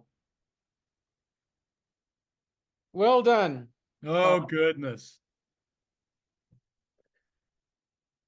All right. Any questions about that? Dana and then Lawrence. Dana? Yeah, hi, thanks. I actually just wanted an additional clarification on something that John asked a few questions ago. I try to think of this pistonic and acoustic wave things purely in signal processing terms, pure acoustics. If what I'm hearing you say correctly, what you're calling a pistonic wave is really just high SPL subsonic energy that's far above static barometric pressure, right? So this is literally just a high DC pressure on the eardrum that is potentially contracting and expanding with subsonic or low frequency acoustic waves that are not perceptible to our hearing mechanism. Not really. From 500 hertz on down, we've measured it up to 1200 hertz, but it's most measurable at 500 hertz, and you can tell it because of the change in phase. All right. So it's not just subsonics. Okay. You got 200 hertz, you got 500 hertz. When you're changing the displacement of the trapped volume. Okay. We used to call it oscillatory static pressures, and it used to drive acousticians nuts. Okay. It's like, what do you mean oscillatory static pressures? But if you take a bicycle pump, a bicycle pump, if you move it fast enough, you can get 500 hertz out of it. Okay. So it's not the old school of thought about pistonic lower subsonic waves. Okay. It's pressure that is exponentially greater according to what percentage of displacement is taken up. When a speaker in free air moves from here to here, okay, only its velocity makes a difference in its pressure. It doesn't matter how slowly you move this. It's what percentage of displacement is taken up, according to the ideal gas law, determines the differential in pressure. Am I making any sense? Would Yes, the okay. diagram be useful, Stephen? What's that, Cole? Would the diagram be useful to pull up? Yeah, let's use that so that we don't, gloss over this, okay?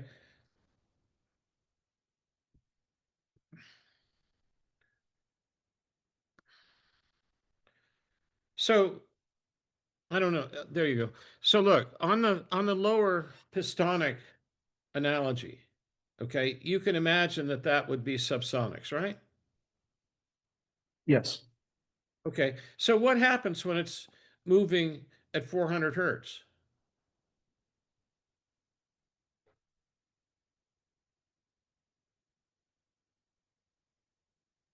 Is that still subsonic? A is 440. Right. But even in that small space, you're not going to see the wavelength of 400 hertz is still a lot longer than the ear canal there. It's still going to kind of look like a compression rather than a traveling acoustic wave, right? No, because what happens is, just like with this syringe, okay, the pressure on my skin, on my finger over the hole, okay, is exactly whatever the frequency of the piston is. And if it moves at 400 hertz, I'm causing pneumatic vibrations at 400 hertz on my skin, on my finger. You see, Okay. you know, acoustic pressures move the eardrum. Pneumatic pressures move the eardrum. Okay? Pneumatic pressures are 180 degrees out of phase with acoustic pressures if they're from the same sound source. Okay? But the pneumatic pressures are so much greater than the acoustic pressures that you'll see the waveform shift and the phase shift on it according to how much the pneumatic pressures dominate the waveform. Okay? Does that make sense? Yes, it's starting to. It's just, I'm just so not used to thinking this way about acoustics. Nobody was. Nobody was. Okay? So you can see it moving the eardrum, and you can't see it in the higher frequencies, but you can measure it with a Doppler laser vibrometer, and it's been measured. So you just go from an open ear to sealed ear. You can see the phase change, and you can see the eardrum start to move much, much farther. Okay, thank you. Okay. Now that pressure gets absorbed by the bubble, and the bubble transmits that into the canal wall, and now you have this transcranial conduction. Okay. And that now allows a person without even a cochlea to hear spatially. You can pan sound from left to right, and it'll start to move in their head. And of course, mono is kind of like one hand clapping when you're trying to locate where sound is coming from. Okay? So any perception that adds space adds intelligibility and experience and, you know, fidelity, really. Okay? So what we discovered, you know, people would see what we were doing and they'd say, well, it's a miracle. You created a miracle.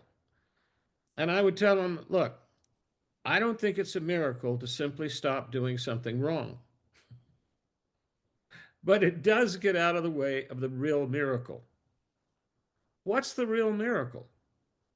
We have found that people have an innate ability to perceive.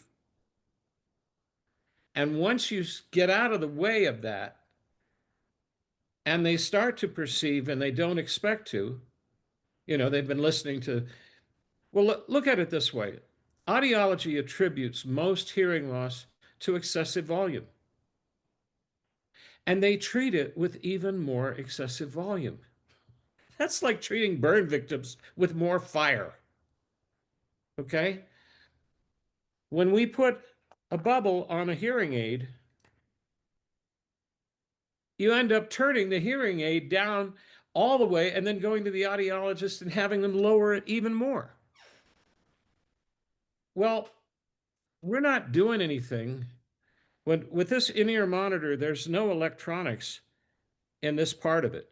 This is a single two-way in-ear monitor balanced armature and a bubble, and people are listening to it at about 1/10 to 1/100th the volume on stage. Okay? And when we actually restore someone's hearing, we kind of change the mold on this. We're not doing anything except we're not doing it wrong anymore. And if they start hearing, it's entirely their fault. Now, I say that way, but what I'm trying to point out is that they have an innate ability to hear. George Martin flew over to see me, and his big secret was that he's, George Martin, the engineer, the producer, the fifth Beatle, and he's deaf. No, you're not, George. Well, my audiogram says I'm deaf. Okay, George, audiograms do not represent how people hear life. They represent instead the desperate measures that have to be applied to hearing aids to get them to work at all. No one uses hearing aids on stage or in the studio and likes it. And they've been using my in-ear monitors since 19 72 when I did the first world tours. And for 20 years, I had no competition on in-ear monitors. And I used a bass reflex speaker to get rid of the pneumatic pressures, but you had to tune it for every ear. This bubble has worked much better. But what I'm trying to say to you is that hearing loss is largely a factor of people not understanding hearing and sound. And hearing is so tremendously subjective that if you tell someone that they can't handle something, they start to look for the results of mishandling. And with sound, you get what you put your attention on. We give people a reason to put their attention on what hearing they have. And instead of going around and fulfilling their audiogram by listening for what they can't hear, they start to listen for what they can.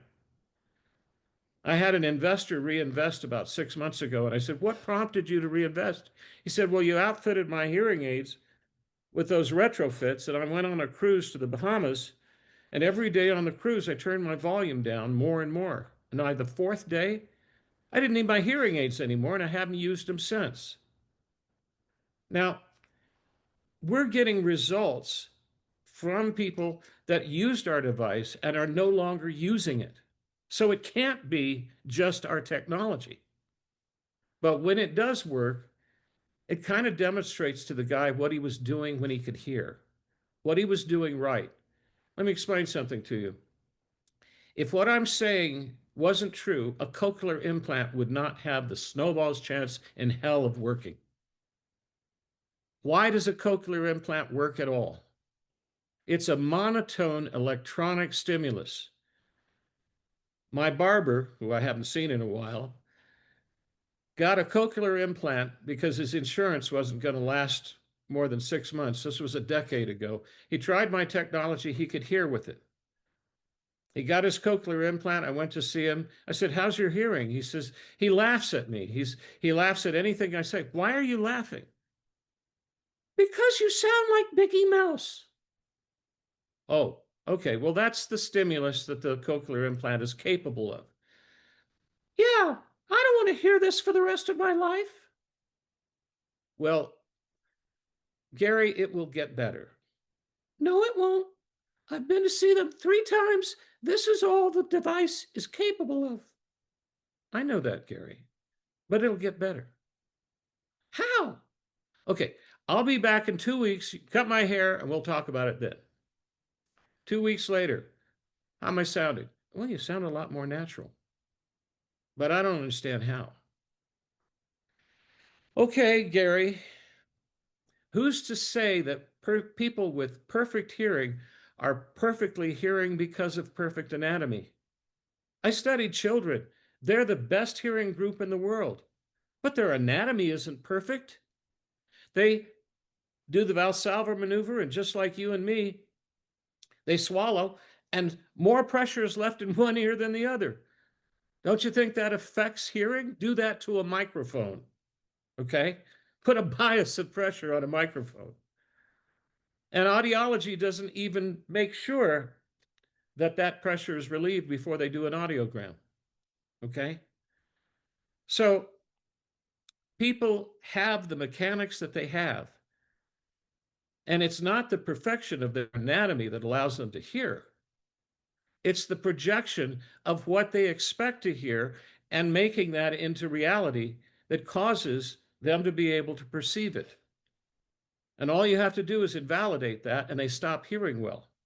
I know people with perfect anatomy that can't hear, and people with horrible anatomy that hear really well. So there's a factor that isn't the brain. The brain doesn't have a favorite color. It doesn't write poetry. It's the person. It's the person and their consideration of what they can hear and can't hear. And all you have to do is tell them that hearing loss is permanent. And you got Brian taking curves at 180 miles an hour that shouldn't be taken at more than 160.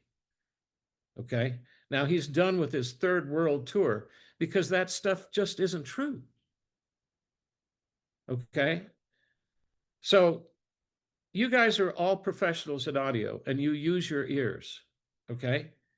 And I'm here to say that there's probably nothing that you've lived through that is capable of damaging your ears and your hearing as much as the belief that you might have damaged them. So what we're doing is we're getting rid of a lot of the bad information that has caused people to introvert and question their hearing.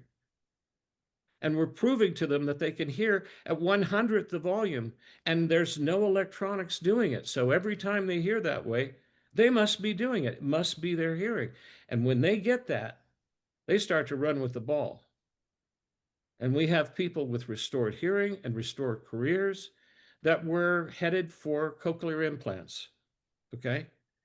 So that's the real miracle, is that people have an innate ability to perceive, and if you don't give them bad data, if you don't give them false information on how they have to protect themselves all the time, and you let them just kind of start to hear and enjoy and put the experience there, they start to do a lot better.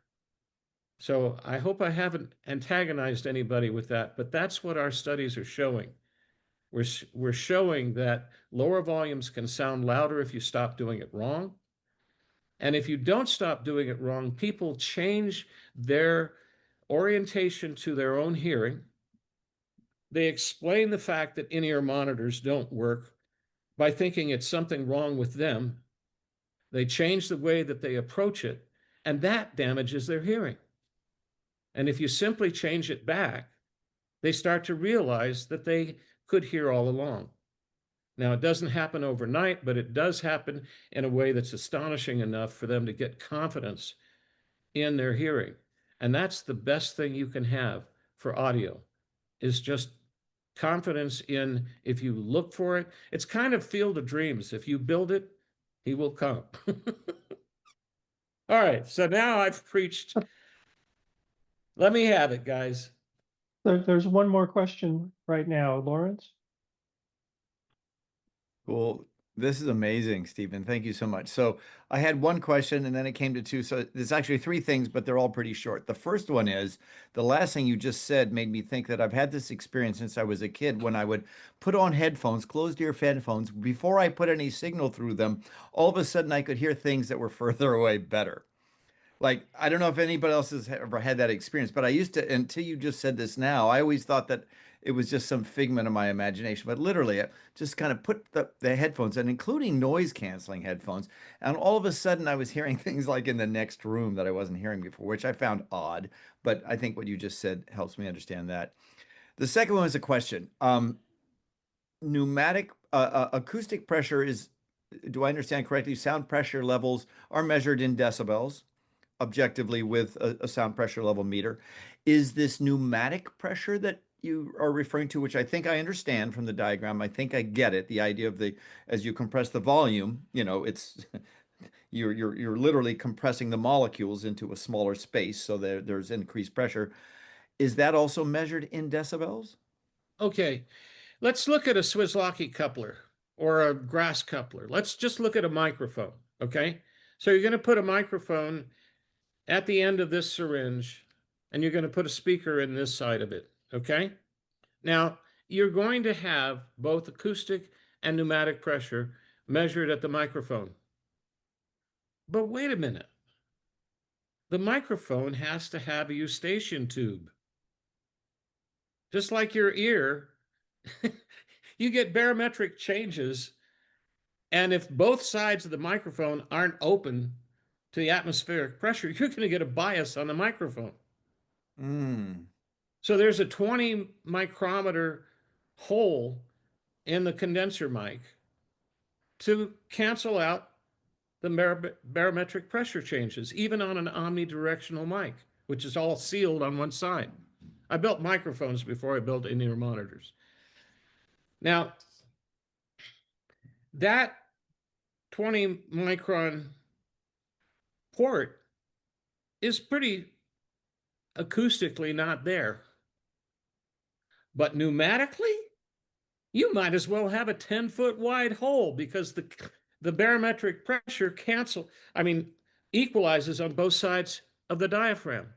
But So the that but you the can't have- acoustic but the acoustic pressure through that 20 micron port is it basically has almost no effect then. Exactly. And why is that? I'm sorry, I'm just being dense, but I've never really understood this. Why is it that the acoustic pressure doesn't go through the 20 micron port, but the pneumatic pressure? I mean, I get that the pneumatic pressure has to because it's a hole in a balloon. It's The a hole in your resistance tire. of the hole to the velocity is like it's shut. Okay. So it's not there acoustically, but pneumatically, Yeah. It's a hole. It's a hole in the huge. tire. It's just you got a flat tire because all the air gets out. So what is your Swiss-Lockie or your grass coupler measuring? Acoustic pressure. Does it measure the pneumatic? No. Okay.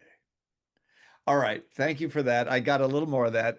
Last thing is, it's an obvious thing, but like I went to your website, so this thing, I can't buy one today.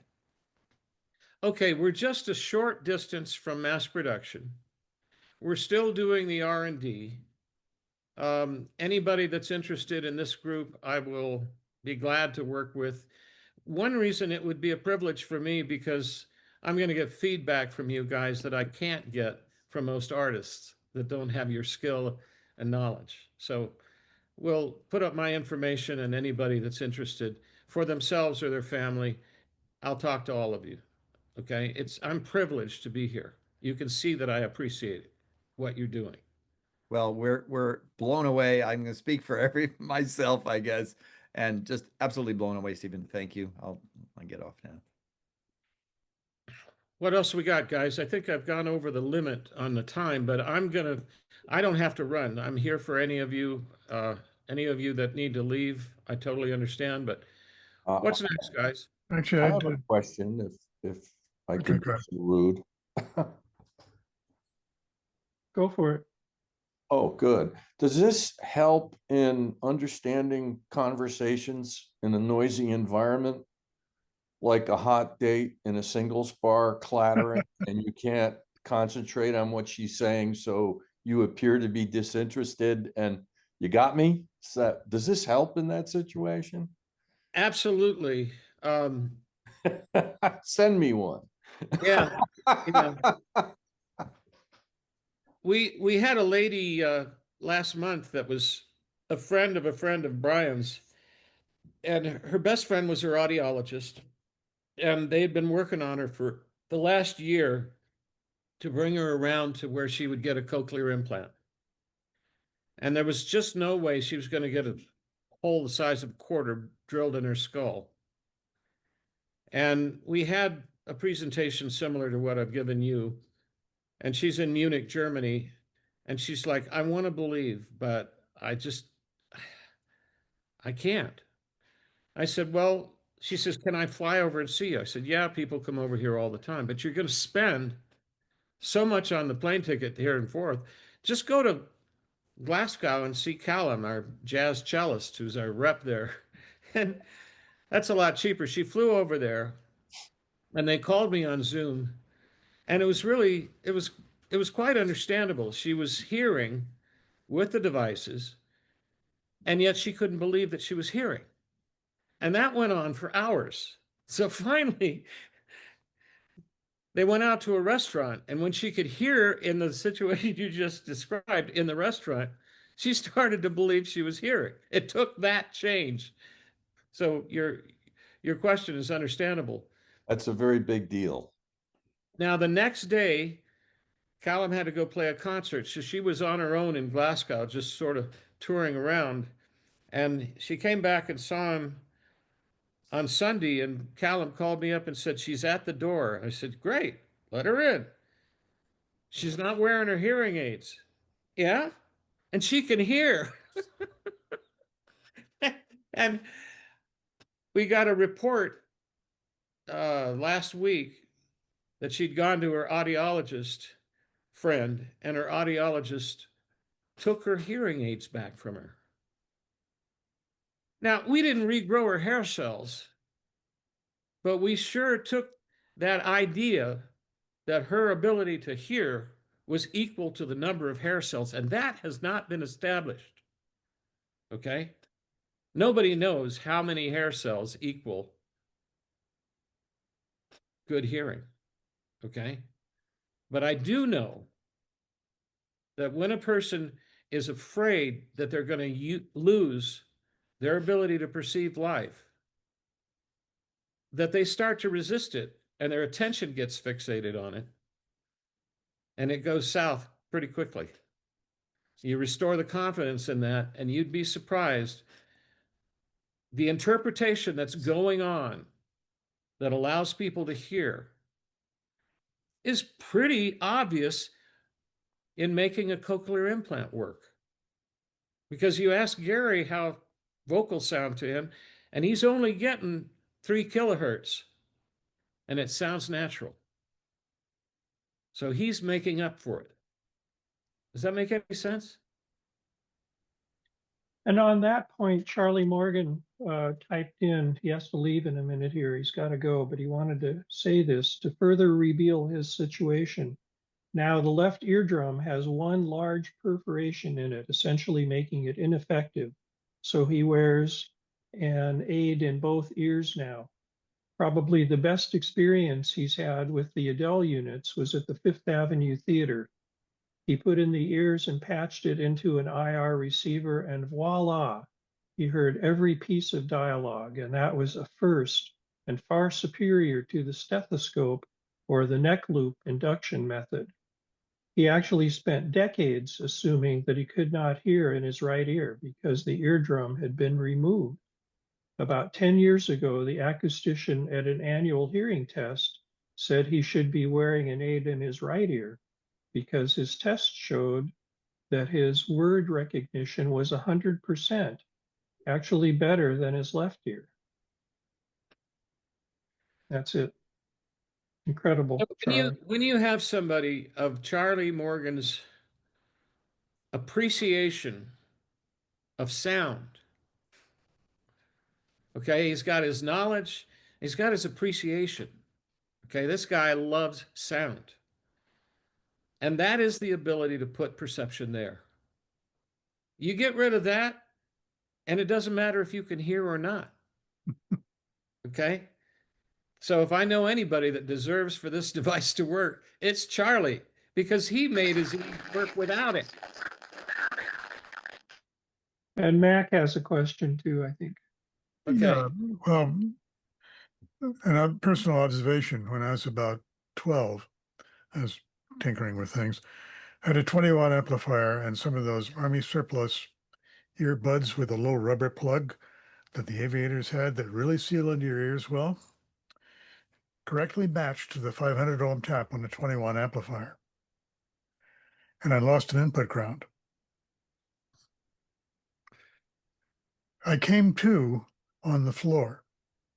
I'd kicked back, and as I got up and picked up the chair, I discovered I couldn't hear anything. I was completely deaf for about 2 days, and it slowly came back. So I've had a slight impairment all my life.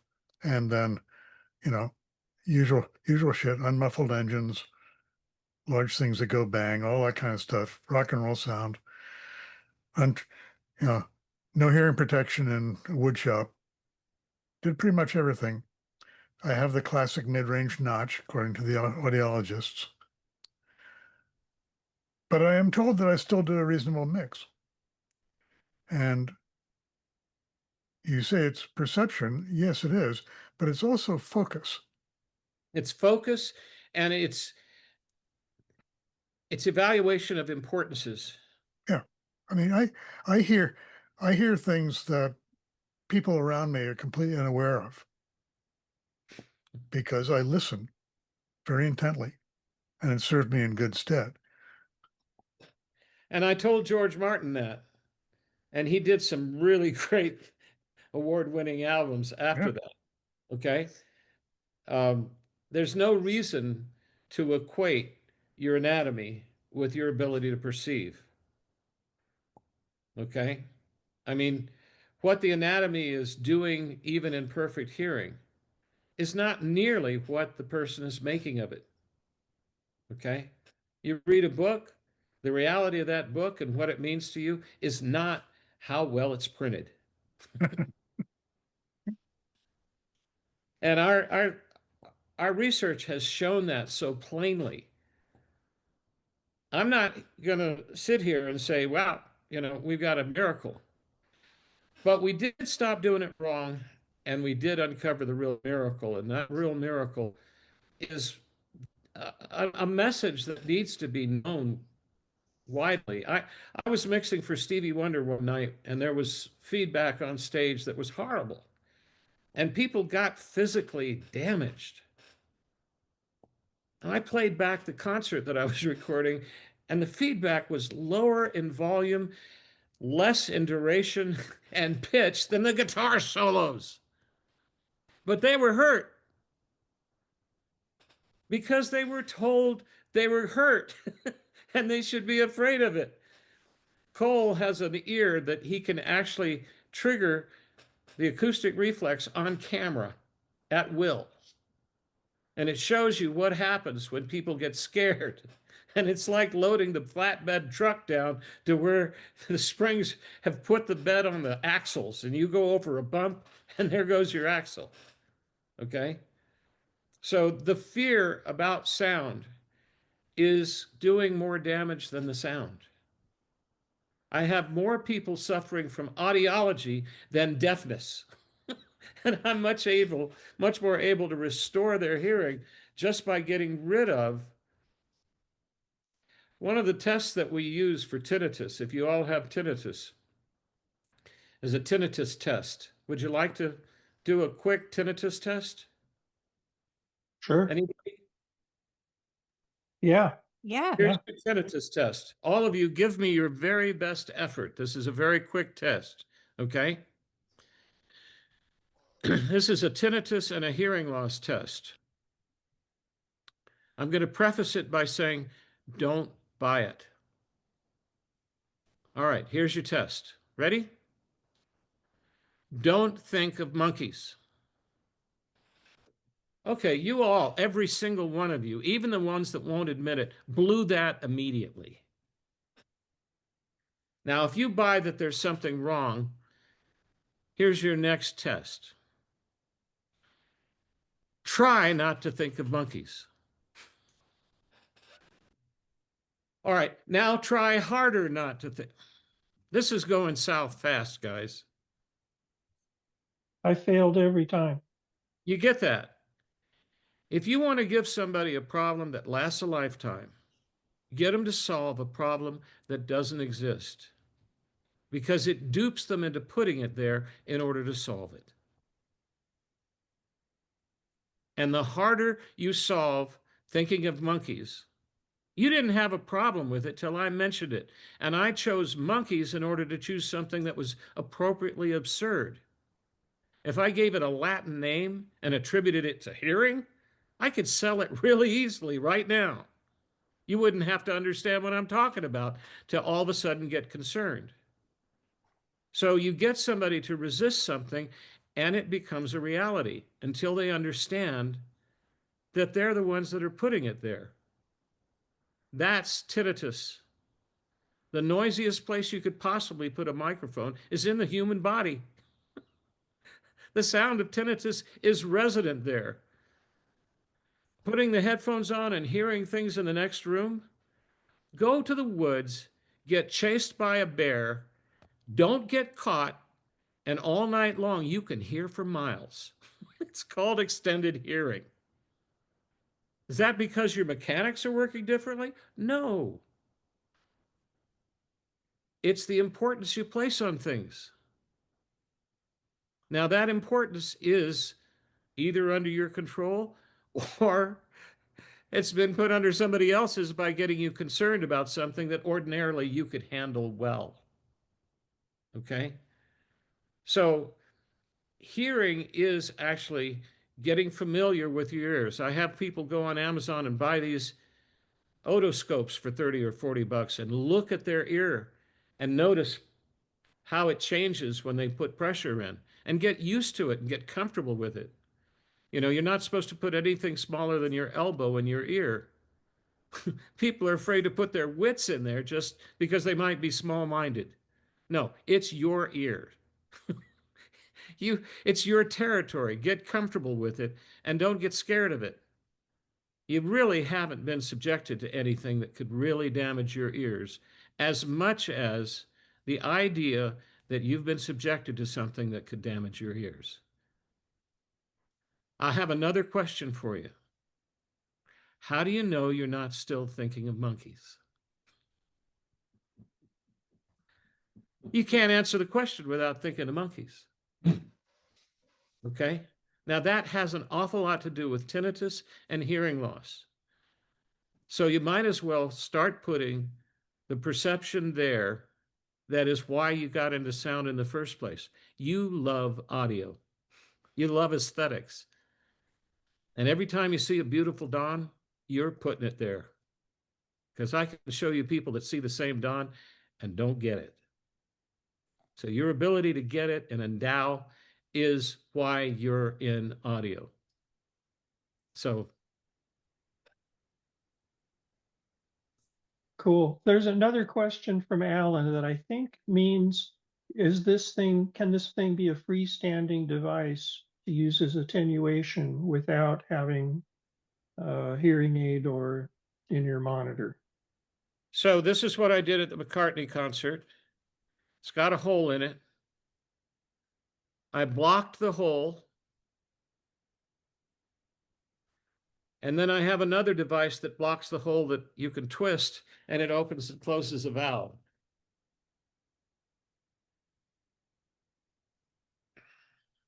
Okay. That answers that. Questions? While people are thinking, I want to remind you that there's a lot of good stuff in the chat, and if you want to save it, go to the three dots to the right where I'm seeing in the meeting chat, I see AES Pacific Northwest audit October 2025, and then there's three dots to the right of that. And if you click that, the first thing that comes up for me is save chat. And I believe that saves chat only up to the point where you did this saving. So anything after that, you'd need to resave it in order to catch it. But there's been a lot of great stuff. There's a lot of stuff there. I just saved it and opened it. It says show in Finder. Great. There's a lot of great stuff there. So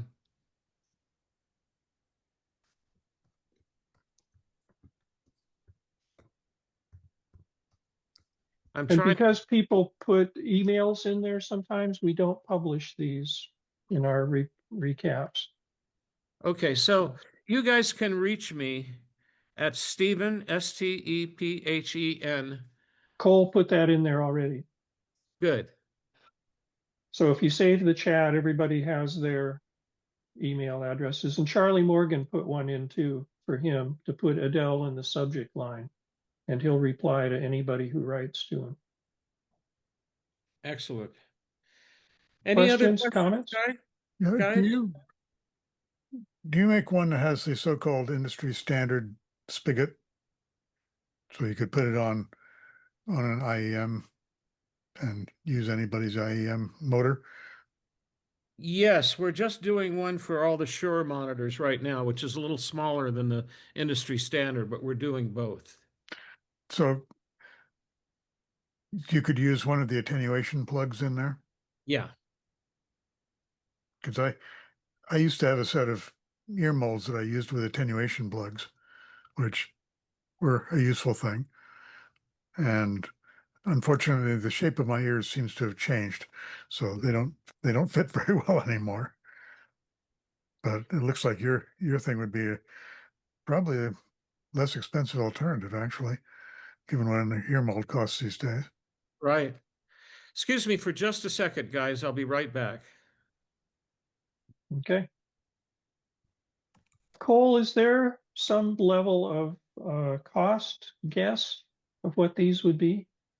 Well, right now it's a little bit pricey as it's an R&D effort. We have kind of our custom in-ear monitor that we do for like $3,000 as a invite only kind of participation right now, and we have a research participation program that we've been running for years and will soon change.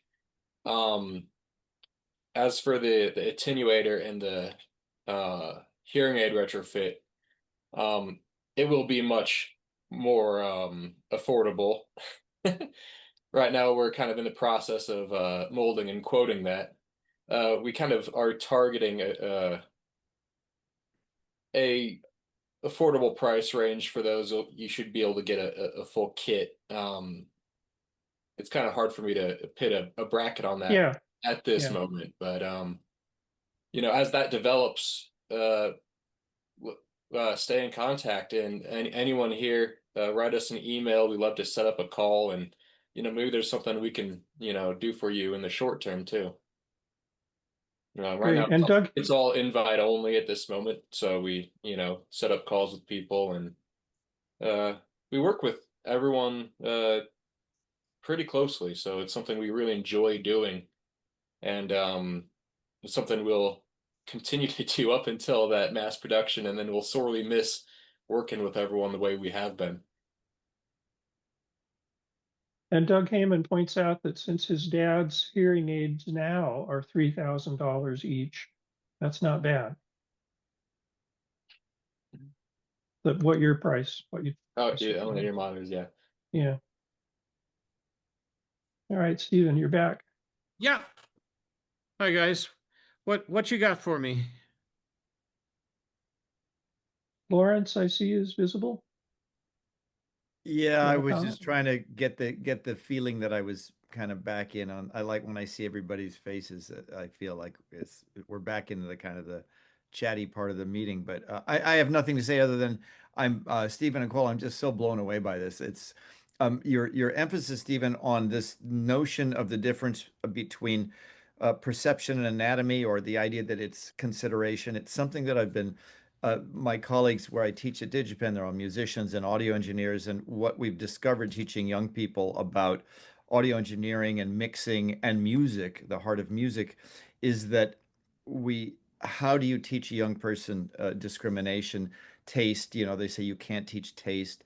And it's what distinguishes, you know, the beauty from the noise. And somehow your comments about perception and consideration as being not just independent of anatomy, but totally superseding them. You think of, you know, blind people who go skateboarding and stuff using echolocation or whatever. You know, it's, to me, it's so validating of humanity at its best, which is what we do as human beings, and it transcends technology and all this focus on technology and AI. No, that's great, and it's changing the world, but it really comes down to what you just said, and I'm very moved. So thank you again.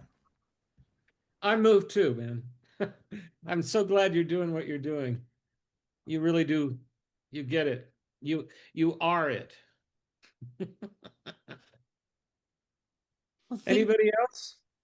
I just want to jump in and just thank you so much for your time and for all that you're doing and sharing and being a part of this incredible, like, it seems like a renaissance, honestly, and new frontiers. And, you know, this is just a really special night, and just can't thank you enough, and everyone here for being here. And you know, we can hang out all night. Like, we tend to just turn on our videos, and then at some point it opens up to more chatting. And um but yeah, happy to keep it going. If anybody has more questions, if anyone wants to turn on their camera and hang, we can do that too. But I definitely want to be mindful of your time as well, Stephen. And I know you might have to get to dinner or anything. Don't want to. Well, let me say this, Jess. I think you're as professional and gracious as anything I've ever done, and I'm honored to meet you guys and to spend time with every single one of you. Please reach out to me if you don't get a chance to ask questions tonight. Reach out to me, and I'll email you back. and we'll jump on a Zoom call or on the phone. You know, you guys bring a lot to the table. I am self-taught, and I learned from people like you, and some of you I learned from. So thank you very much. Okay, guys. Thank you, Stephen. Any Yes, questions? thank you. Okay. Oh, Eric might have a question here. Yeah, Eric, you wanna- I just want to say, again, echoing what everybody else has said, great presentation, fascinating. And I've already reached out to you on the company website, sent a message in the contact there. So I'm hoping we can talk on both a professional and a personal matter. Have family members with hearing loss, and this is really something special, something interesting. Look forward to it.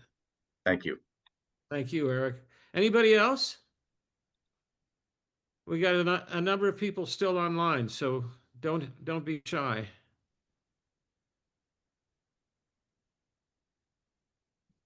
I'm going to send I'm sending an email to Stephen just so we can connect. I'm definitely interested in knowing more, everything really. I have a lot of experience in audio in all areas of the pro audio business. I just don't know what more to say. I'll send the email. You'll see it. I'm Bob Kavanaugh. Great quote meeting you today. I did join a little late and I missed the fundamentals in the beginning at the presentation. So I'm stumbling to understand and grasp what you're talking about here.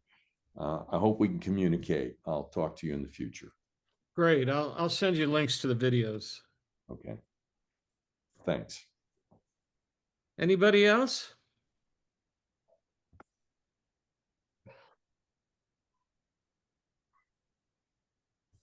I just want to say what a treat. What an honor and pleasure. I feel very privileged to be in this relatively small group of audio people on a Monday and listening to the case studies, the stories people had, and see how this new application, this new invention can really change hearing for people, because it will happen to the entire planet, 90% of everyone on the planet. So it's like, what's the application? Everyone in the world is the application for this. And hearing safety, hearing health has become such a prominent part of a conversation. So yeah, thank you. This is fantastic. Thank you. Thank you. I'm privileged. Thank you. And I'll say that it was really great to have everybody come here at this time. This is earlier than our ordinary time. So it was great to see so many people from Europe be able to be part of this too. And Stephen, it's wonderful getting to chat with you. As you can tell, it's an honor for me to do this. If there's more interest from the AES, I'll be there. Okay. You want more? I'll make it go right, and we'll do it. Okay.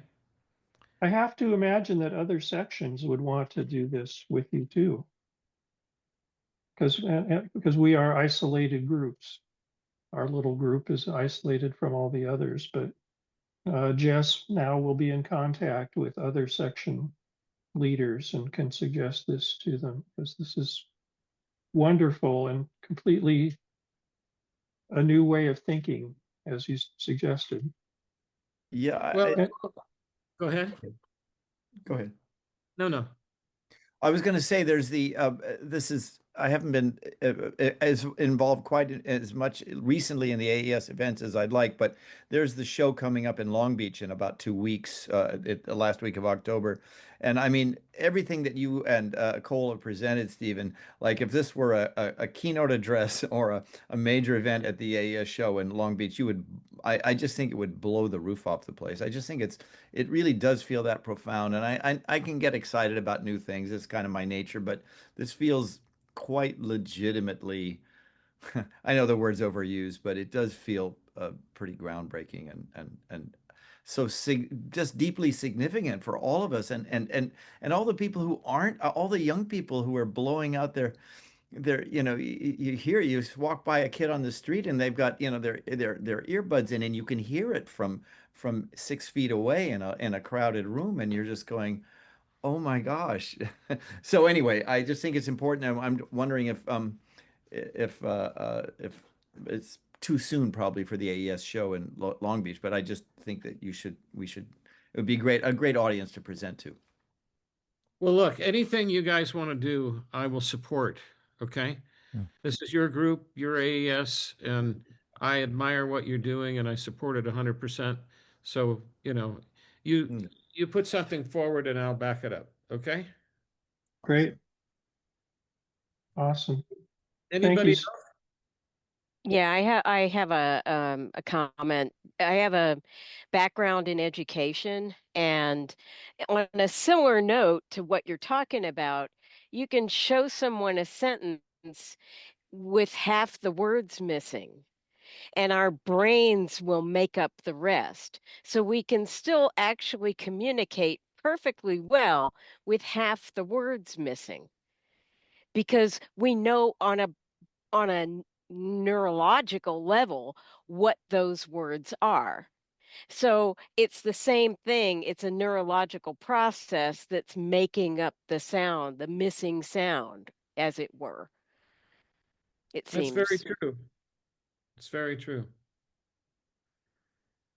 Our brains are way better than we think they are.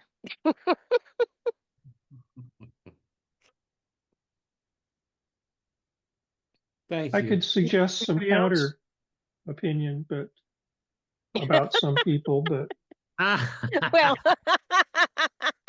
well, if part of the brain is missing, Dan, there's really no hope. It's hard to have a battle of wits with an unarmed person,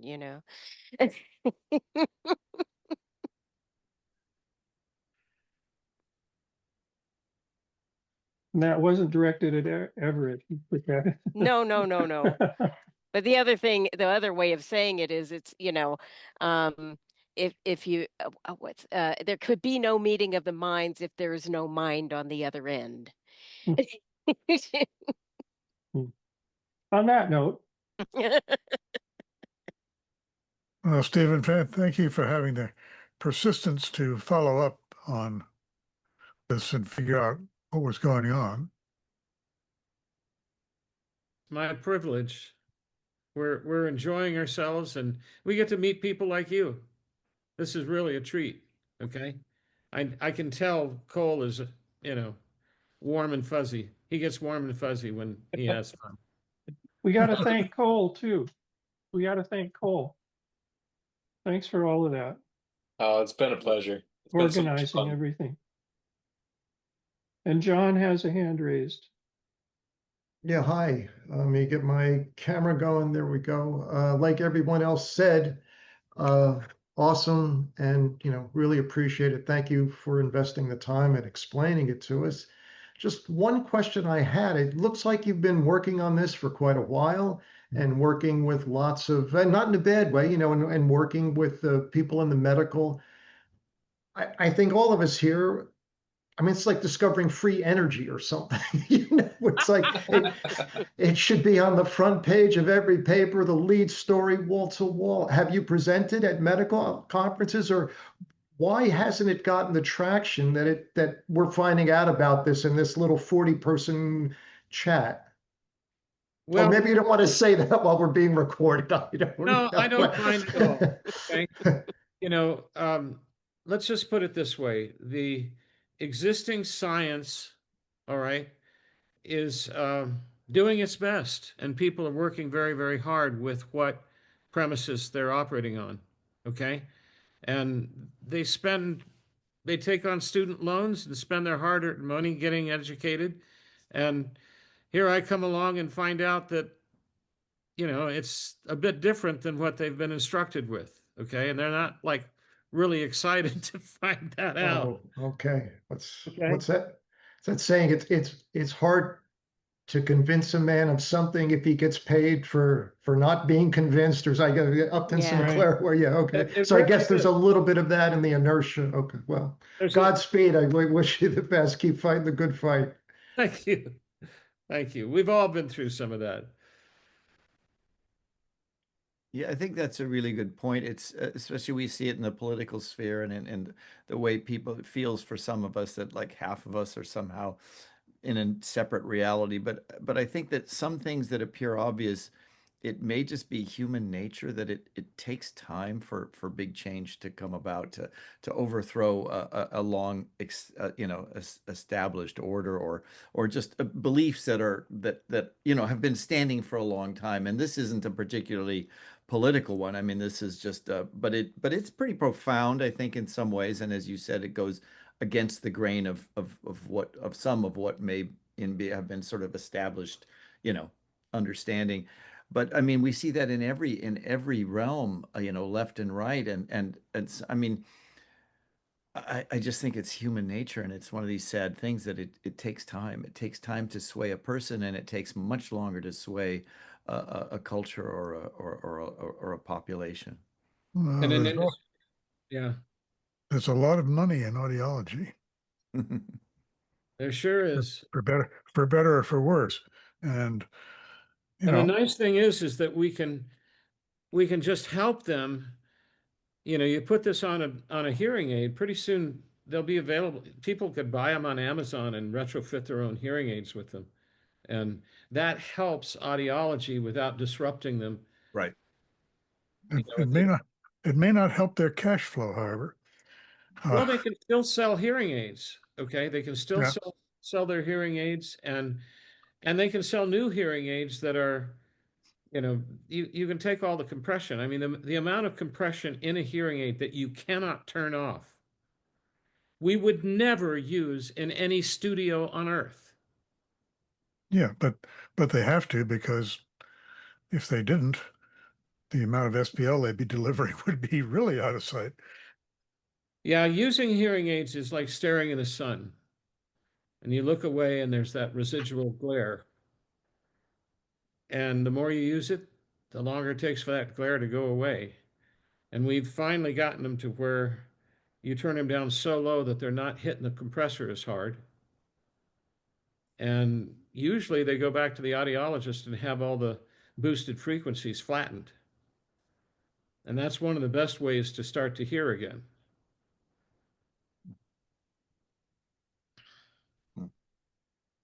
Wow. I just We want done, Jess? Yeah, I just wanted to note, Dan, his power's still out. He had to go to a friend's house and he took over and he's got to leave. So he had to jump off, but he thanks everyone. And it was kind of short notice, but he says best wishes and thank you to you all. Dan lost power again? Oh, it's Yeah. been out for all day, I think. Yeah. Oh, Yeah, I think he went to somebody else's house to be on this. Yeah. oh, yeah, he's a fairly close friend, and he's been having a lot of troubles with things. Oh, well, Surprised he isn't on generator. Yeah.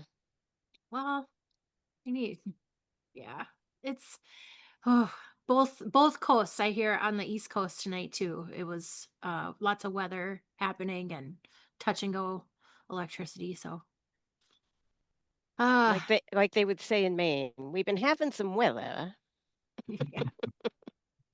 Well, I have to go too, but thank you, Stephen and Cole, and everybody else as well. But you guys, amazing thing. I'll be thinking about this for some time, and I'll shoot you an email. I don't have any hearing loss. I don't have any. Right now, I'm not in a band, and I'm not using in-ear monitors. But I have colleagues and friends who are, and I have other colleagues and friends who have hearing aids. And I'm so excited about this. I want to share this with them, but I want to be able to tell them. I'll direct them to your website, obviously, but I can't. Can you tell us how soon it is that these will actually be commercially available? Roughly, we're sitting right on the cusp. This week might make a big difference. Okay, we're looking at investment and the wherewithal to like really bankroll it, and because we're all ready. The technology's ready. Yeah. Okay, I'll keep my fingers crossed. Thank you so much again. I gotta jump. Yeah. And everybody thank Charlie Morgan for me, okay? I Yes. think he's taken off, but without Charlie, I wouldn't get to see you guys. So Yeah. thank Godspeed, you to every Stephen. one of you, okay? All right. Have a wonderful rest of the night and thanks again and hope to see you soon.